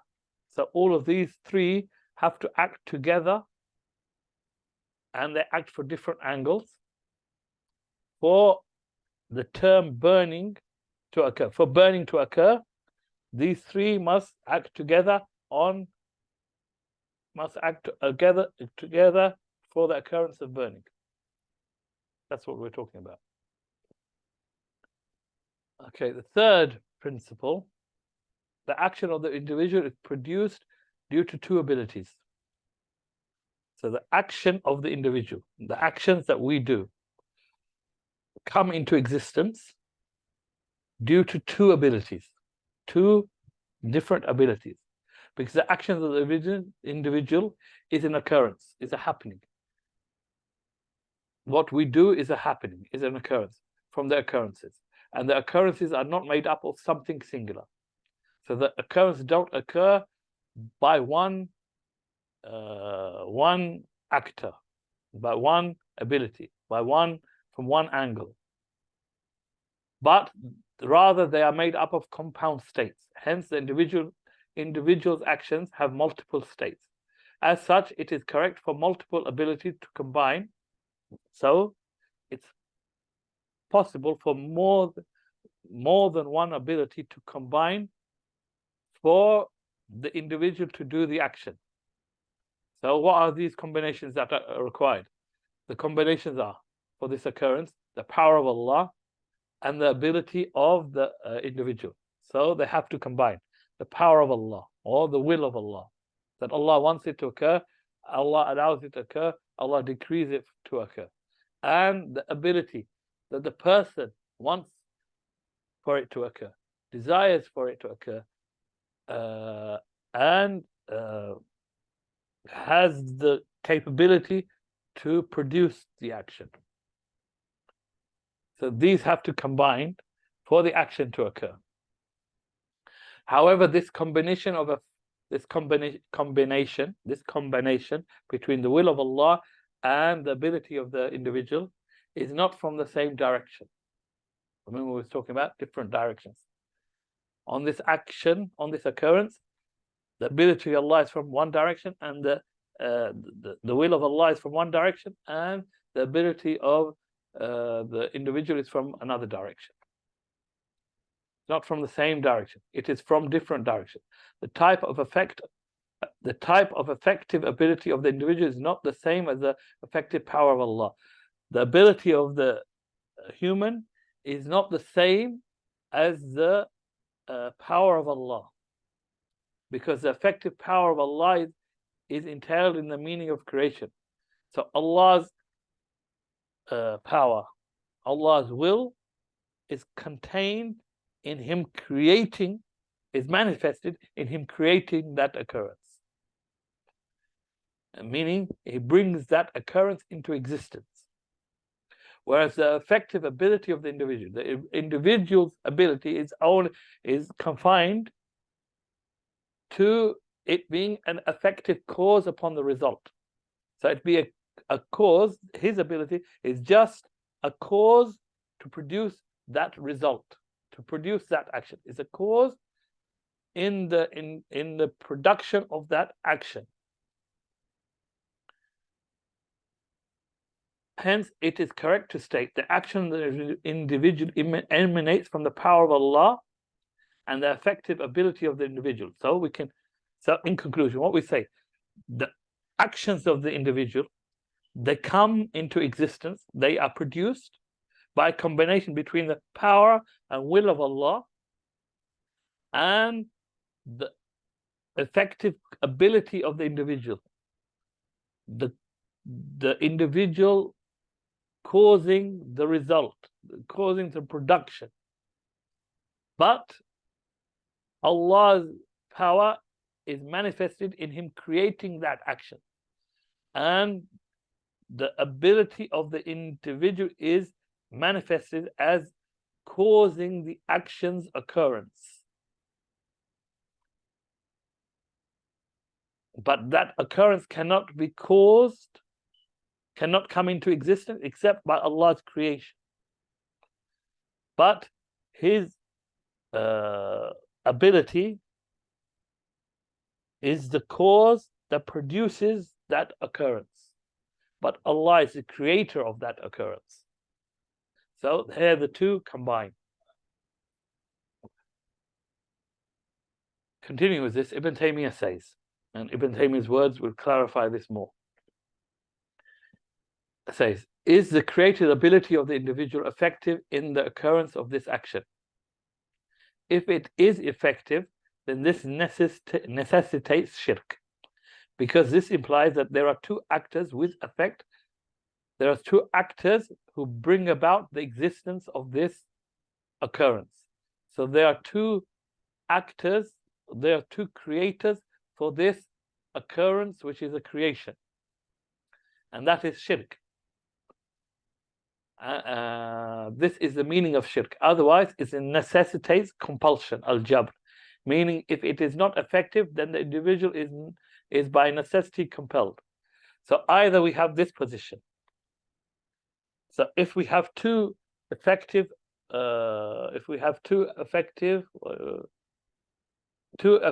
abilities in the production of the occurrence, and both of them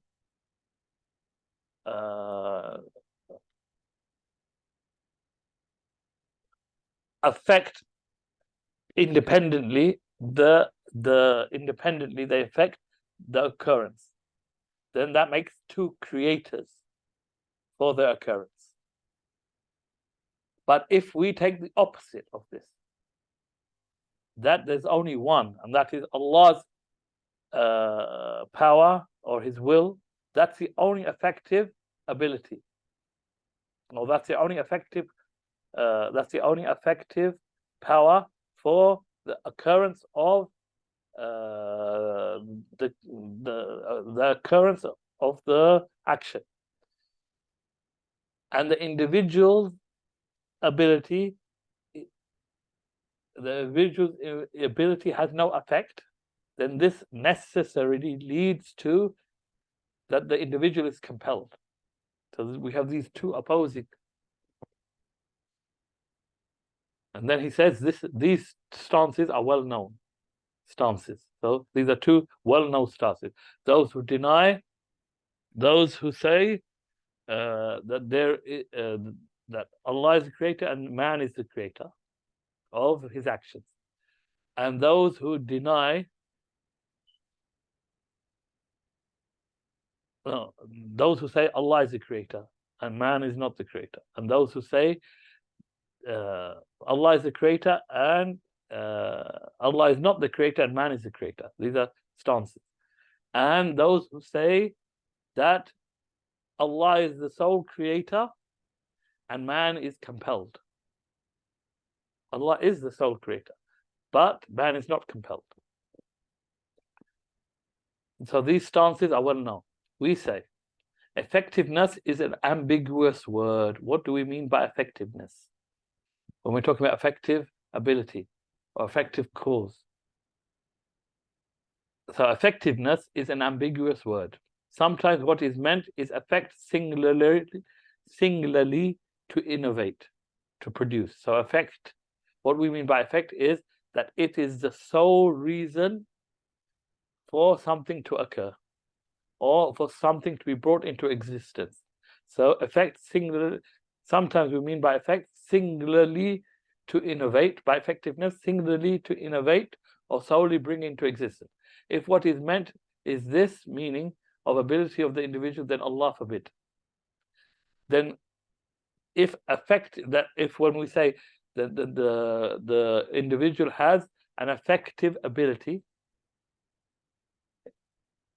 if what we mean by that is that it is the thing, it is solely responsible for bringing into existence that occurrence, then Allah forbid that any Sunni would ever say this. Rather, it is attributed to some people of misguidance. So this has been stated by some people of misguidance, and they are the Qadariyah. If what is meant by the effect is a type of aid in a characteristics of an action or angle from its angles, like many of the theoretical scholars of affirmation have stated, it is also false. If we say that the individual's effect helps in the occurrence or aids Allah in the occurrence or the creation of that occurrence, and for it to happen, then this is false too, because this is implying that Allah needs something to be able to produce, able to create that occurrence. And that is false too. So it is also false in the same way as the falseness of the effect in the essence of the action. There is no difference in attributing singularity of effect to other than Allah concerning an atom or an elephant. So it's the same. We cannot attribute, it's not possible for us to attribute that any creation solely brought into existence another creation. The only one who brings solely into existence something or creates something is Allah Azza wa Jalla. Whether this be a small thing, an atom, or a massive thing like an elephant.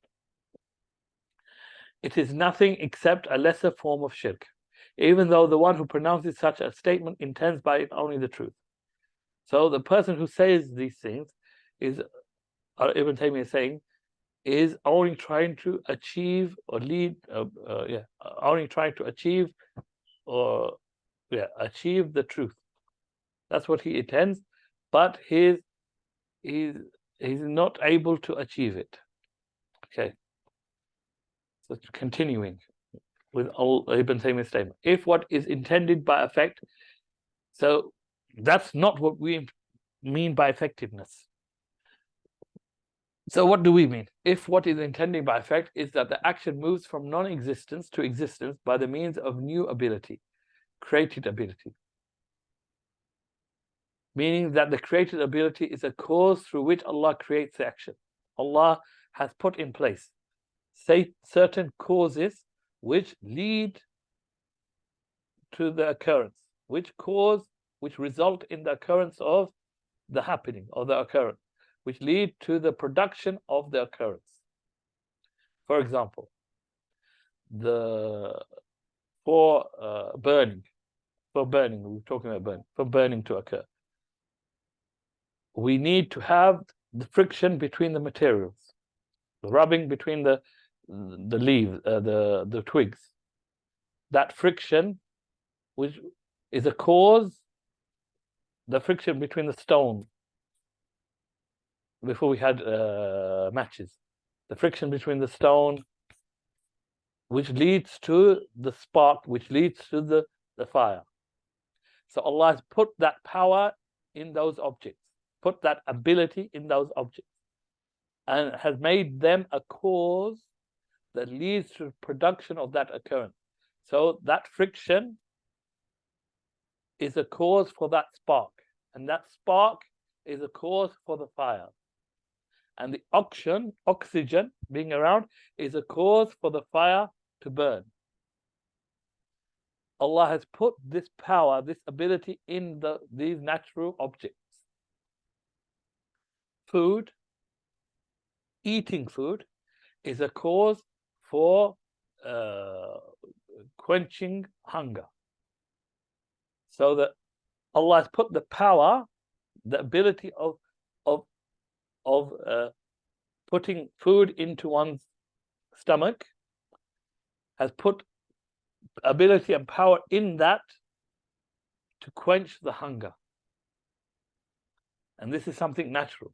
Water is a cause to result in the quenching of thirst.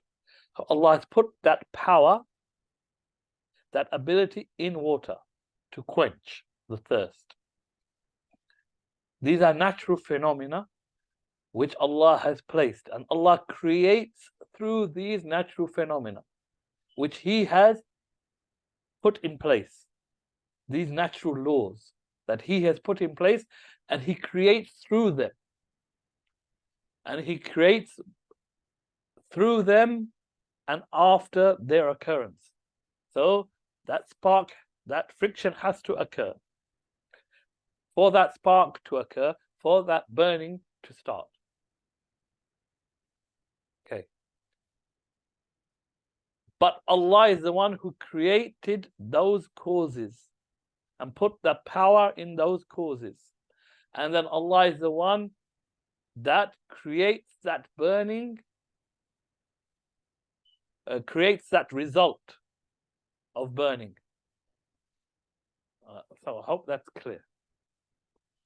So this is what Ibn Taymiyyah says, meaning that the created ability is a cause through which Allah creates the action. That endowed ability that Allah has put into the natural phenomena is a cause through which Allah creates the action. In the same way that the plants are created by water, the rain is created by the clouds, and all the causes and creation are created through the means of causes. So all of the creation are created through the means of causes. The cause leads to the result if Allah wills.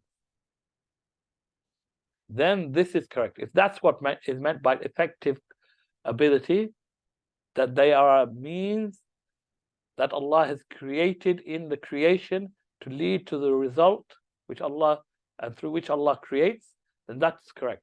This is a situation of all causes and effects. This is the connection between causes and effects.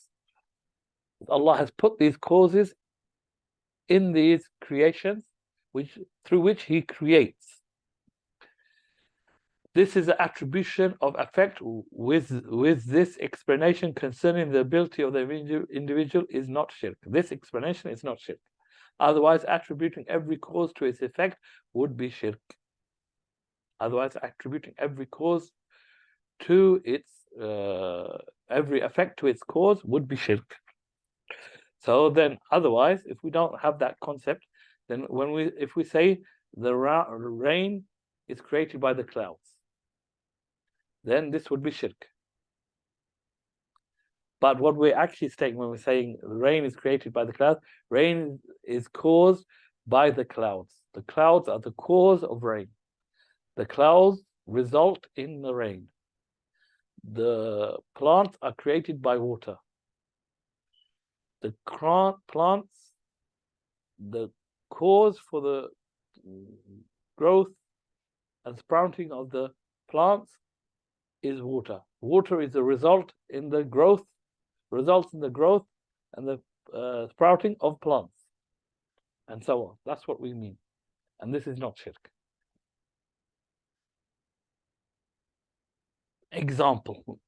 to make things even clearer, we'll give some examples. Example, looking at something for argument's sake. So we can use the example of looking at something. For argument's sake, we accept that opening the eyes is from the actions of the individual.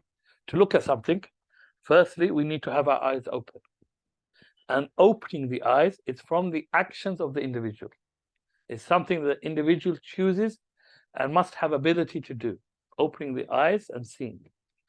However, that is not independent to cause the seeing of an object. That's not sufficient for somebody to be able to see an object. Just opening one's eyes is not sufficient and independent in being able to seeing an object. Because seeing is dependent upon the creation of comprehension. Seeing is dependent upon being able to see, not just opening one's eyes. Also, it's dependent upon the object being within the ability of being seen. So that object has to be able be in the vicinity of the sight of the ability of one to see it. Creation of the instrument of seeing and its soundness. That one must have the ability, the eyes must be able to see, and they must not be deficient in their sight. And the removal of objects. And there should be nothing preventing one from being able to see the object. So all of this combines. There are many matters which seeing an object are dependent upon. So all of these matters are needed to combine for one to be able to see something. Okay, so dependent, which are outside. So there are many matters which seeing an object are dependent upon, which are outside the ability of the individual in comparison to what is within his ability. There are so many matters that are outside his control, that seeing that object is dependent upon compared to what is in his ability. So how can a rational person claim that part of a cause is independent in producing an action? So how can one claim that that which is in the control, the ability of the individual, and which is only part of producing that occurrence, is independent in producing that occurrence? How can one claim that if one has intellect? But rather, all of this has to combine for the occurrence of that action of seeing, and that's something simple. And then, okay, now we come to what the Shaykh has said in his book. They said, من أركان الإيمان الإيمان بالقضاء والقدر خيره وشره حلوه ومره وأنه من الله الذي خلق كل شيء فقدره تقديرا وكان أمره قدرا مقدورا وأصل القدر سر الله تعالى في خلقه توى علمه من عباده ونهاهم عن مرامه. Among the pillars of faith, belief in decree and predestination. It's good and it's bad. It's sweet and it's sour. And that it is from Allah who created everything and ordained it in a predetermined measure. And his command was predetermined. His command was a predetermined destiny. The root of predestination is the secret of Allah Almighty in his creation. And that's what Allah, we mentioned that Allah has hidden. He folded up the knowledge of it from his servants and forbade them from trying to achieve it. And we discussed this. وَالْإِيمَانُ بِهِ مَرَاتِبْ أَرْبَعَةٍ. The pillars. These are the pillars, the 4 levels of Iman. The pillars that we mentioned previously, 2 before the action and 2 during the action.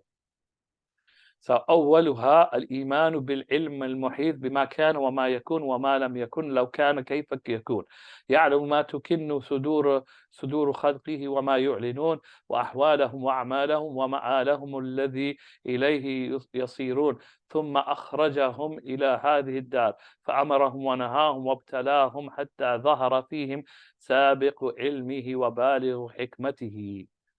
The first of them, belief in the knowledge of Allah that encompasses what was and what will be and what was not. If it were, how it would be.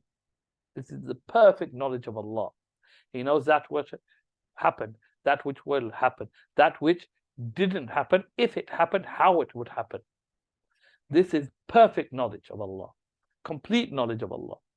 He knows that which the hearts of creation hide and what they make apparent, their situation, their action, their end result, which they are trying to achieve, which they will achieve. Then he brought them into this world. He commanded them, prohibited them, and tested them, such that his past knowledge of them can become manifest and his complete wisdom. So in the dunya, what they do manifests the knowledge of Allah, the knowledge that he wrote down in his book of this universe, what will occur. So everything they do, that occurrence is the manifestation of Allah's knowledge. Allah says, وَكَانَ اللَّهُ بِكُلِّ شَيْءٍ عَلِيمًا, and Allah has knowledge of all things.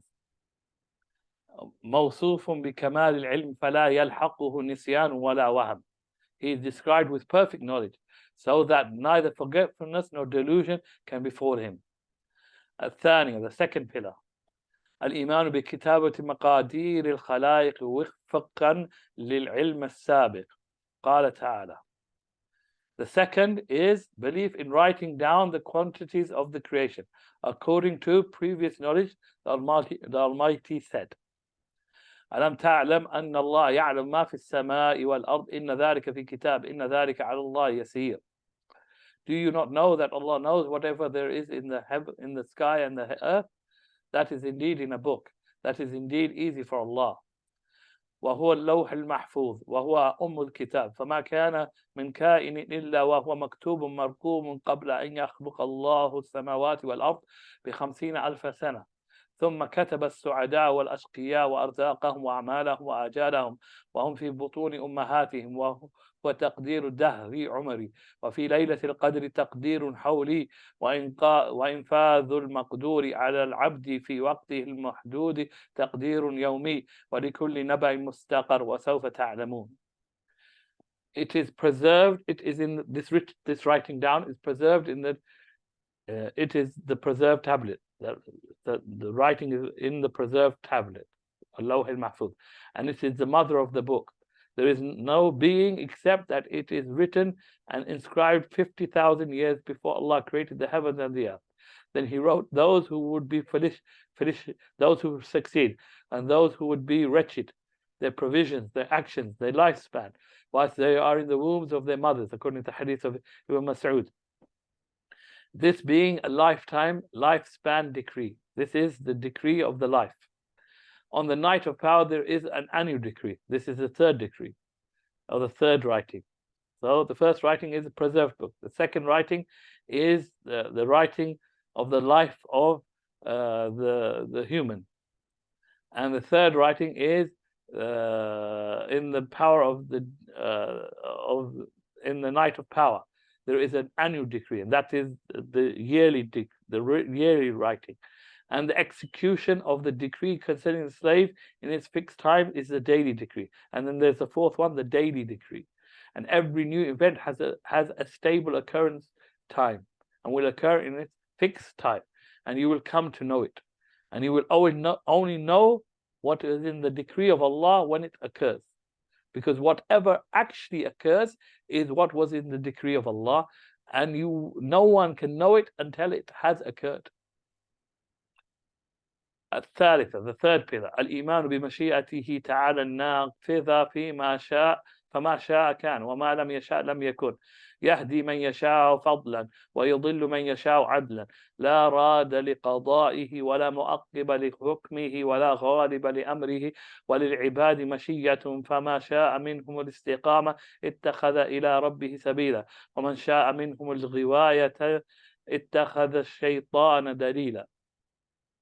The third belief, the third pillar, belief in his transcendent will. So whatever he wills is, and whatever he does not will, it is not. He guides whom he wills with his grace, and he misleads whom he wills by his justice. There is no objection to his decree, nor an interrogator for his judgment. nor anyone to ask him about his judgment, nor anyone who can overpower his command. The servants have a will. So whoever among them wills uprightness takes a path to his Lord, and whoever among them wills seduction takes Satan as a guide. This is the differentiation between the two wills, the will of Allah and the will of the slave. And he says, وَمَنْ شَاءَ فَمَشِيئَةُ اللَّهِ قَبْلَ مَشِيئَتِهِ وَإِرَادَتُهُ تَعَالَى قَبْلَ إِرَادَتِهِ قال تعالى وَمَا تَشَاءُونَ إِلَّا أَنْ يَشَاءَ اللَّهُ رَبُّ الْعَالَمِينَ وَمَشِيئَتُهُ تَعَالَى قَائِمَةٌ عَلَى عِلْمِهِ وَحِكْمَتِهِ. Whoever wills, Allah's will is before his will, and Allah's intent is before his intent. The Almighty said, but you do not wish unless it is wished by Allah, the Lord of all the world, and his will, the Most High, is based on his knowledge and wisdom. The fourth pillar, الإيمان بأنه تعالى خالق كل شيء. قال تعالى قل لله خالق كل شيء وهو الواحد القهار وهو تعالى خالق العباد وأفعالهم. قال تعالى والله خلقكم وما تعملون. Fourth, belief that Allah, that the Almighty is the creator of everything. The Almighty said, say Allah is the creator of all things, and He is the one, the all paramount. And He is the Most High, the creator of the servants and their actions. The Almighty said, when Allah has created you and what you make. وتوكل القلب على الرب لا ينافي الاكتساب وتعاطي الأسباب، بل هو من أعظم الأسباب. وتوكل على الأسباب شرك في التوحيد، وإهدارها أن تكون أسباب نقص في العقل، والإعراض عنها بالكلية قدح في النقل. وما أصاب العبد لم يكن ليخطئه، وما أخطأه لم يكن ليصيبه، وما قضى الله تعالى كائن لا محالة. والشقي الجهول من لا محاله، والقدر إنما يحتج به عند المصائب والآلام لا عند المعايب والآثام. The heart's reliance on the Lord does not negate the acquisition and the taking of the natural causes. Natural causes. Allah uses causes to create. Allah creates through causes. Rather, it is one of the greatest causes. Relying on Allah is one of the greatest causes to produce the result. Relying solely on causes is shirk in monotheism, and squandering them is lack of intellect. Turning away from them completely is an insult of the transmission, of the narration. Whatever befalls the servant was not going to miss him, and whatever missed him was not going to befall him. And then that is the comfort of our heart and the ease of living in this world. Makes easy living in this world. Whatever Allah Almighty has decreed is inevitable. The ignorant, wretched one is the one who blames his condition, and fate is only invoked during calamities and pains and not during vulgar actions and sins. والشر لا ينسب إلى الله تعالى لتمام رحمته وحكمته، فإن نسب إلى مقضياته من وجه فهو منه عدل وخير. والإيمان بالقضاء والقدر يثمر اعتماد القلب على الرب عند المباشرة السبب، والرضا بمر القضاء، واحتساب الأجر بالصبر أو بالشكر. Evil is not attributed to Allah. So when evil occurs, it's not attributed to Allah because of the perfection of His mercy and wisdom. If it is attributed to His decree from one angle, then it is just and good. Belief in predestination and destiny leads to the heart's reliance on the Lord when pursuing the causes. So even when one does a cause, one uses the cause to produce the result, one puts his trust in Allah and relies upon Allah, that only if Allah wills, that result will occur. Even though I put my effort in, only if Allah wills it will occur. So in the end, my reliance is upon Allah and not upon what I do of causes. Because putting my trust in the causes alone and thinking that they're independent of Allah is shirk. contentment with the difficulties of the decree. It also leads us to be content with decrees which are difficult upon us, and seeking the reward through the patience, or seeking reward through patience and for thanksgiving. And we find the believer patient upon calamity, patient upon difficult times, and giving shukr, being thankful and grateful when good befalls him. Then we have some issues. Guidance and misguidance. What do we say about guidance and misguidance? What is meant by guidance is explanation of the path, and what we mean by guidance is explaining the path and enabling the individual to traverse it. What do we mean by misguidance? We mean by it being set back by Allah and entrusting of the slave to himself. So Allah, what we might mean by misguidance, Allah leaving the slave to himself and to his actions, and not aiding him and not enabling him to traverse the path of guidance, not giving him the ability to go down the path of guidance. That's what we mean by guidance and misguidance. Hence, both are connected to the acts of Allah from the angle of creation. So both are creations of Allah. Guidance and misguidance are creations of Allah. The one who's guided, then that guidance is a creation of Allah. The one who is misguided, then that misguidance is a creation from Allah. From that angle, they're connected to the actions of Allah. And they are connected to the actions of the individual from the angle of it being a cause in the occurrence of that. So the individual is a cause in the occurrence, and his choice is the cause in the occurrence of misguidance or guidance. Allah has told all the people what they should do and should not do. So Allah has made it clear to everyone what He wants them to do and what He doesn't want them to, what they should do and what they shouldn't do. And He's told them the end result of the acts of obedience or disobedience, and has given them the free will to choose. However, the believers are given an extra grace from Allah. The believers, the mu'min, are given an extra grace, as we mentioned, as the Shaykh mentioned. They're given an extra grace from Allah of enabling, of helping, of aiding. They're given that extra grace. And that's not a right of theirs.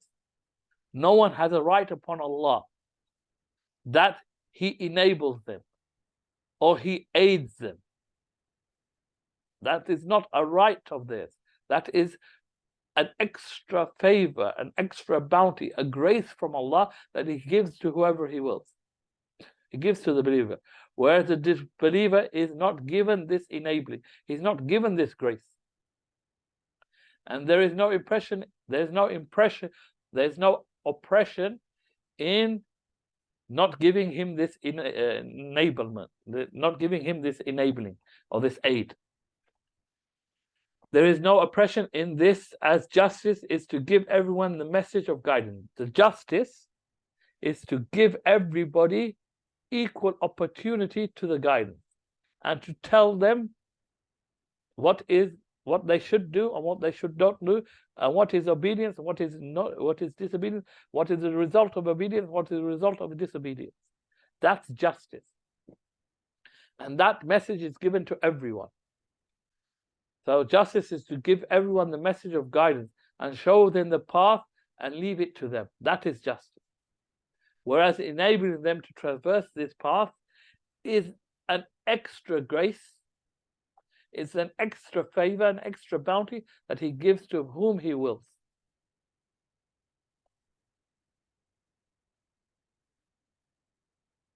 Okay, another issue. Sealing the hearts against guidance. The disbelievers' hearts are sealed against guidance.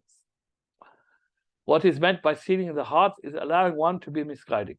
So what we mean by sealing the hearts is that Allah allows certain people to be misguided. This is the same as entrusting the slave to himself. This is equal to what we mentioned before in the last slide. Entrusting the slave, leaving the slave to him and his own devices, not aiding him, not giving him the extra favor, and not enabling him to traverse the path of guidance. so carries the meaning of misguidance. So this carries the meaning of misguidance, or it is one of the causes from the multiple causes of misguidance. Okay. Another issue is spawning, at-tawallud. What do we mean by tawallud? The stance concerning spawning, which is at-tawallud, meaning the occurrence of an action by someone through the means of another actor's action. So the action occurs as a result of another, of an action of an actor before it. So the example we give, like the turning of a key. It is turned by the hand, turning of a hand. So the key doesn't turn itself, but the opening of a lock happens through the turning of the key. But the turning of the key, which opens the lock, has to be turned by a turner, a turning of the hand. So the turning of the key is turned by a hand.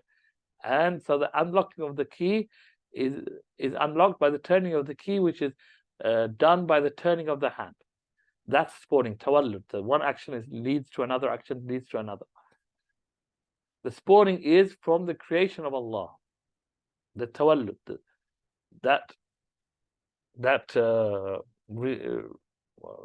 recession, that's the turning, the action being connected to another action, and so on, these are from the creations of Allah and from the actions of the individual if he intends. All of these are from the actions, are from the creations of Allah. All of these spawnings, all of these leading up to the result, all of the actions that are needed, that lead to the next action, lead to the next action, lead to the final occurrence, are all creations of Allah. And they are actions of the individual if the individual intends them. That's how we understand them. Issues and questions. How can Allah punish the individual when the individual will only do that which Allah has decreed for him? This is a question that can be raised. How can Allah punish an individual when the individual will only do that which Allah has decreed for him? The first part of the answer: Allah knows everything and nothing escapes His knowledge. Everything in the universe that exists is from the creation of Allah. He has planned it and willed it. It is not possible for anything to escape His knowledge, power and will, because Allah is the first cause for everything which occurs in the universe, because He is the basis of it all, and hence He must have knowledge of it, capable of it, and want it and will it. The actions of the individual can't escape this absolute principle, because the individual is part of the universe, and his actions are happening from the occurrence, are occurrences from the occurrences, or happenings from the occurrences in it. Hence, Allah must know them, be capable of allowing them, and be from His will, due to the fact that what is affirmed for the root is affirmed for its branches. The root is the universe. The branches are the actions of the individuals in the universe. What is affirmed for the whole is affirmed for the parts. What is affirmed for the whole universe is affirmed for every part of the universe. And we are part of the universe. Secondly, the knowledge of Allah is purely unseen in connection to the individual. In connection to the individual's actions, then it is totally unseen, hidden to him. So it is impossible for the individual to be acquainted with the knowledge of Allah and His power and what He wills for His creation, and what is His will until what is the individual's will until its occurrence in the universe. So it is impossible intellectually for the individual to define any of it at all. Therefore, it is not correct for the individual to busy himself with acquainting himself with the knowledge of Allah and His pure and His pre-decree, or to tire himself out in trying to learn what has been hidden from him. Rather, he should spend his time in that which he can comprehend, understand, fulfill with his ability, and can choose. So he shouldn't busy himself with that which he can never understand, never come to the realization of, but he should busy himself with that which he can understand and that which Allah wants Islamically, that which Allah is pleased with, that which Allah wills, and that which is within His ability to do. Allah has connected everything in existence with causes specific to them. They don't occur except through them and with the will of Allah. So it is from the natural way of Allah to connect causes to every occurrence in the universe. In the same way that every occurrence in the natural world doesn't occur except connected to specific known causes. This is a natural phenomenon, whether good or bad. The same is true for the hereafter. Hence, this is a true maximum for both the natural world and the hereafter. The benefit in this principle is that good and bad, whether in the world or the hereafter, must have causes which oblige them, which bring them into, which cause their result, of course, with the caveat, with the will of Allah. And those causes must emanate from the individual. These causes that Allah has put in creation must come out of the individual, must be brought into existence from the individual. He must do them so that he can be rewarded or punished. And that's what the reward and the punishment is based upon. What he does.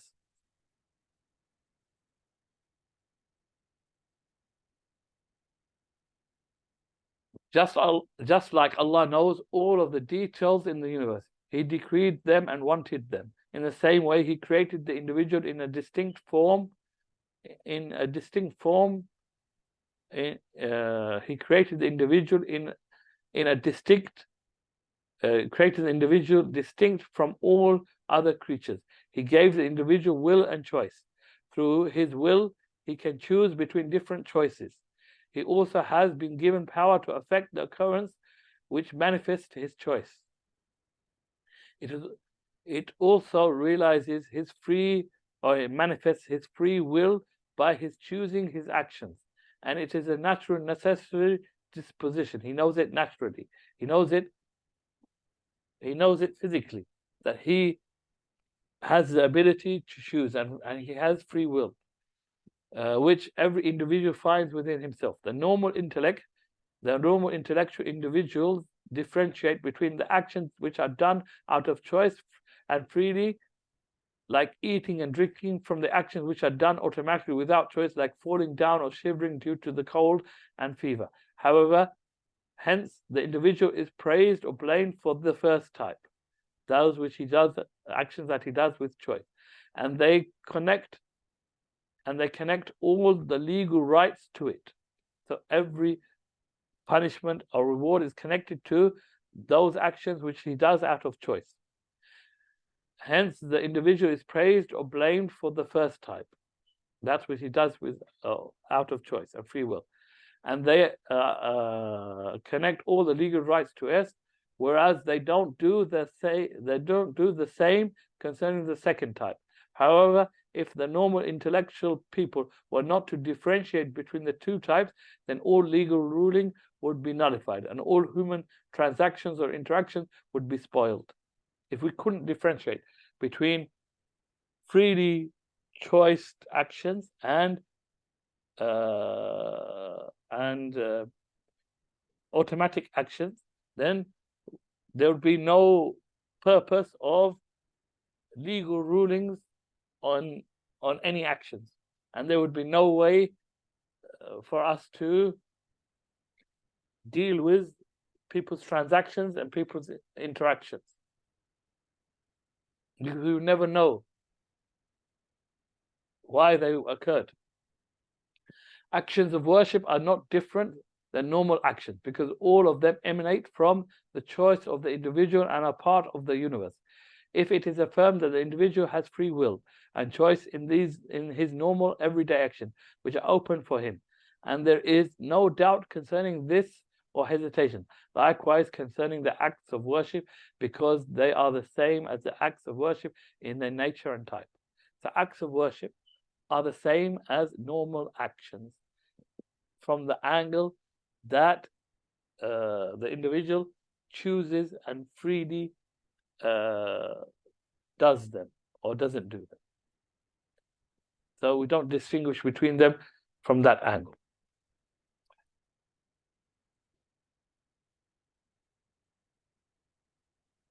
If that is understood, then the next principle is that the individual is only taken into account for those actions which emanate from him due to choice and free will. As for those actions in which an individual has no choice or will in them, then he will not be held accountable for them, whether doing them or refraining from them. Allah did not leave the people in vain, without guidance and clarification. He sent the messengers, revealed the books, established the evidences to guide the people to the correct path. The guidance is open to all. It's open to all of the peoples at all times. All those people to whom the guidance did not reach, then such people will not be punished, nor are they considered to be responsible concerning the religions. So as long as guidance has reached them, then the person is responsible. If guidance has not reached them, then they will not be held accountable and they are not responsible. They will have a test in the hereafter, and Allah knows best. Understanding these 6 principles that we've mentioned thoroughly and contemplating over them will remove the doubts and confusion surrounding them, this matter of al-Qadr. Allah doesn't take a slave to account concerning Allah's knowledge or what has been written in the sacred tablets. Rather, Allah takes the slave to account on that which emanated from him through choice and free will, through what he chose to do out of all the potential actions that he could have done. And he chose it freely. Both paths are open to the slave, and he is able to choose any of them. He has been informed what is obedience and its result, and what is disobedience and its end. Both are within his ability, meaning he's capable of doing them if he wants and wills to do them. The slave doesn't know Allah's knowledge nor what Allah has decreed. The slave doesn't know what has been written and what is in Allah's knowledge. Allah knows what he will choose finally. That only becomes apparent. That knowledge of Allah and what has been written only becomes apparent to the slave after he chooses and acts freely. So whatever he chooses and whatever he does, then that is the knowledge of Allah. That is the manifestation of Allah's knowledge. That is what Allah knew, and that is what Allah has written down. Whatever he finally does is the manifestation of what is in the knowledge of Allah, and it is his decree. How can Allah create the disbeliever knowing that he will enter the hellfire? This is the question. This question is based upon 2 correct. Inshallah, this will be the last. I think this is the last question, and the last part of this lesson, and hopefully then we will stop, bi'idhnillah. This question is based upon 2 incorrect assumptions. And this question again, how can Allah create the disbeliever knowing that he will enter the hellfire? This question is based upon 2 incorrect assumptions. Firstly, incorrect understanding concerning the nature of the divine perfection, like that which the Muslims believe in. So the first assumption is that they have a misunderstanding or misconception regarding the divine perfection of Allah that the Muslims believe in. Second is they defined for themselves specific conditions for perfection concerning the divine mercy and justice. They defined, according to their desires, what is the divine mercy and justice. What is divine mercy and justice? Then they judged Allah's mercy and justice to their set of conditions. So they set out certain conditions for what is divine mercy and what is a divine justice. And then they judged Allah's divine mercy and divine justice according to what they had stipulated. When they found that the divine attributes didn't conform to their conditions and their stipulations, they went on to criticize the divine and his perfection. They went on to criticize Allah and his perfection. These are the 2 incorrect assumptions that they base this question of how can Allah create the disbeliever knowing that he will enter the hellfire. the divine mercy of Allah, the divine mercy of Allah, what is the divine mercy of Allah? Mercy is an attribute from the attributes of action. Attributes of action are not perfect unless they are combined with wisdom. So mercy is an attribute of action, one of the actions of Allah. And these actions of Allah are not considered to be perfect unless they're connected to wisdom. And wisdom means placing everything in its correct and rightful place, and combined with justice. And justice means giving every rightful person his right that they deserve and what they deserve. Therefore, mercy is not always an attribute of perfection. Mercy itself is not always an attribute of perfection. Mercy is not an attribute of perfection unless it is combined with both wisdom and justice. It becomes an attribute of perfection when it is combined with wisdom and justice. Being merciful to the arrogant one who has oppressed others, overpowered them, and is continuous in his transgression and oppression is not from perfection and goes against wisdom and justice. So being merciful to one who doesn't deserve it because of his actions and because of him being continuous in these actions of oppression goes against wisdom and justice. Mercy is not an attribute of perfection as it is used in the correct situation. That's the first part of the answer. For this question to be correct, the question needs to prove that the disbeliever deserves the mercy of Allah. Then oppose that Allah won't have mercy upon him. Also, the disbeliever is not created from the beginning as a disbeliever. Allah has never created the disbeliever as disbeliever from the beginning. Rather, he is created upon the natural disposition, which, if no external factors spoil it, it will lead the individual to recognizing their Lord.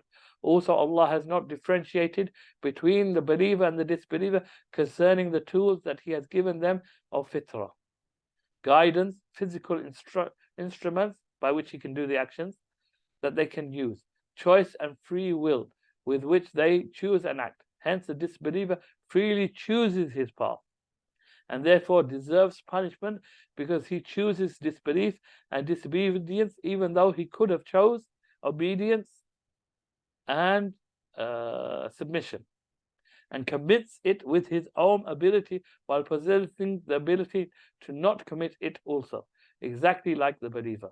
So he doesn't deserve the mercy of Allah. And him not deserving the mercy of Allah is perfection, because it is combined with wisdom and justice. Whereas giving him mercy and forgiving him is not part of divine mercy, is not perfection, because it goes against wisdom and justice. And with that, no, we have another. No, we will stop here, inshallah, and that's enough. And Allah knows best. وصلى الله على نبينا محمد والله أعلم.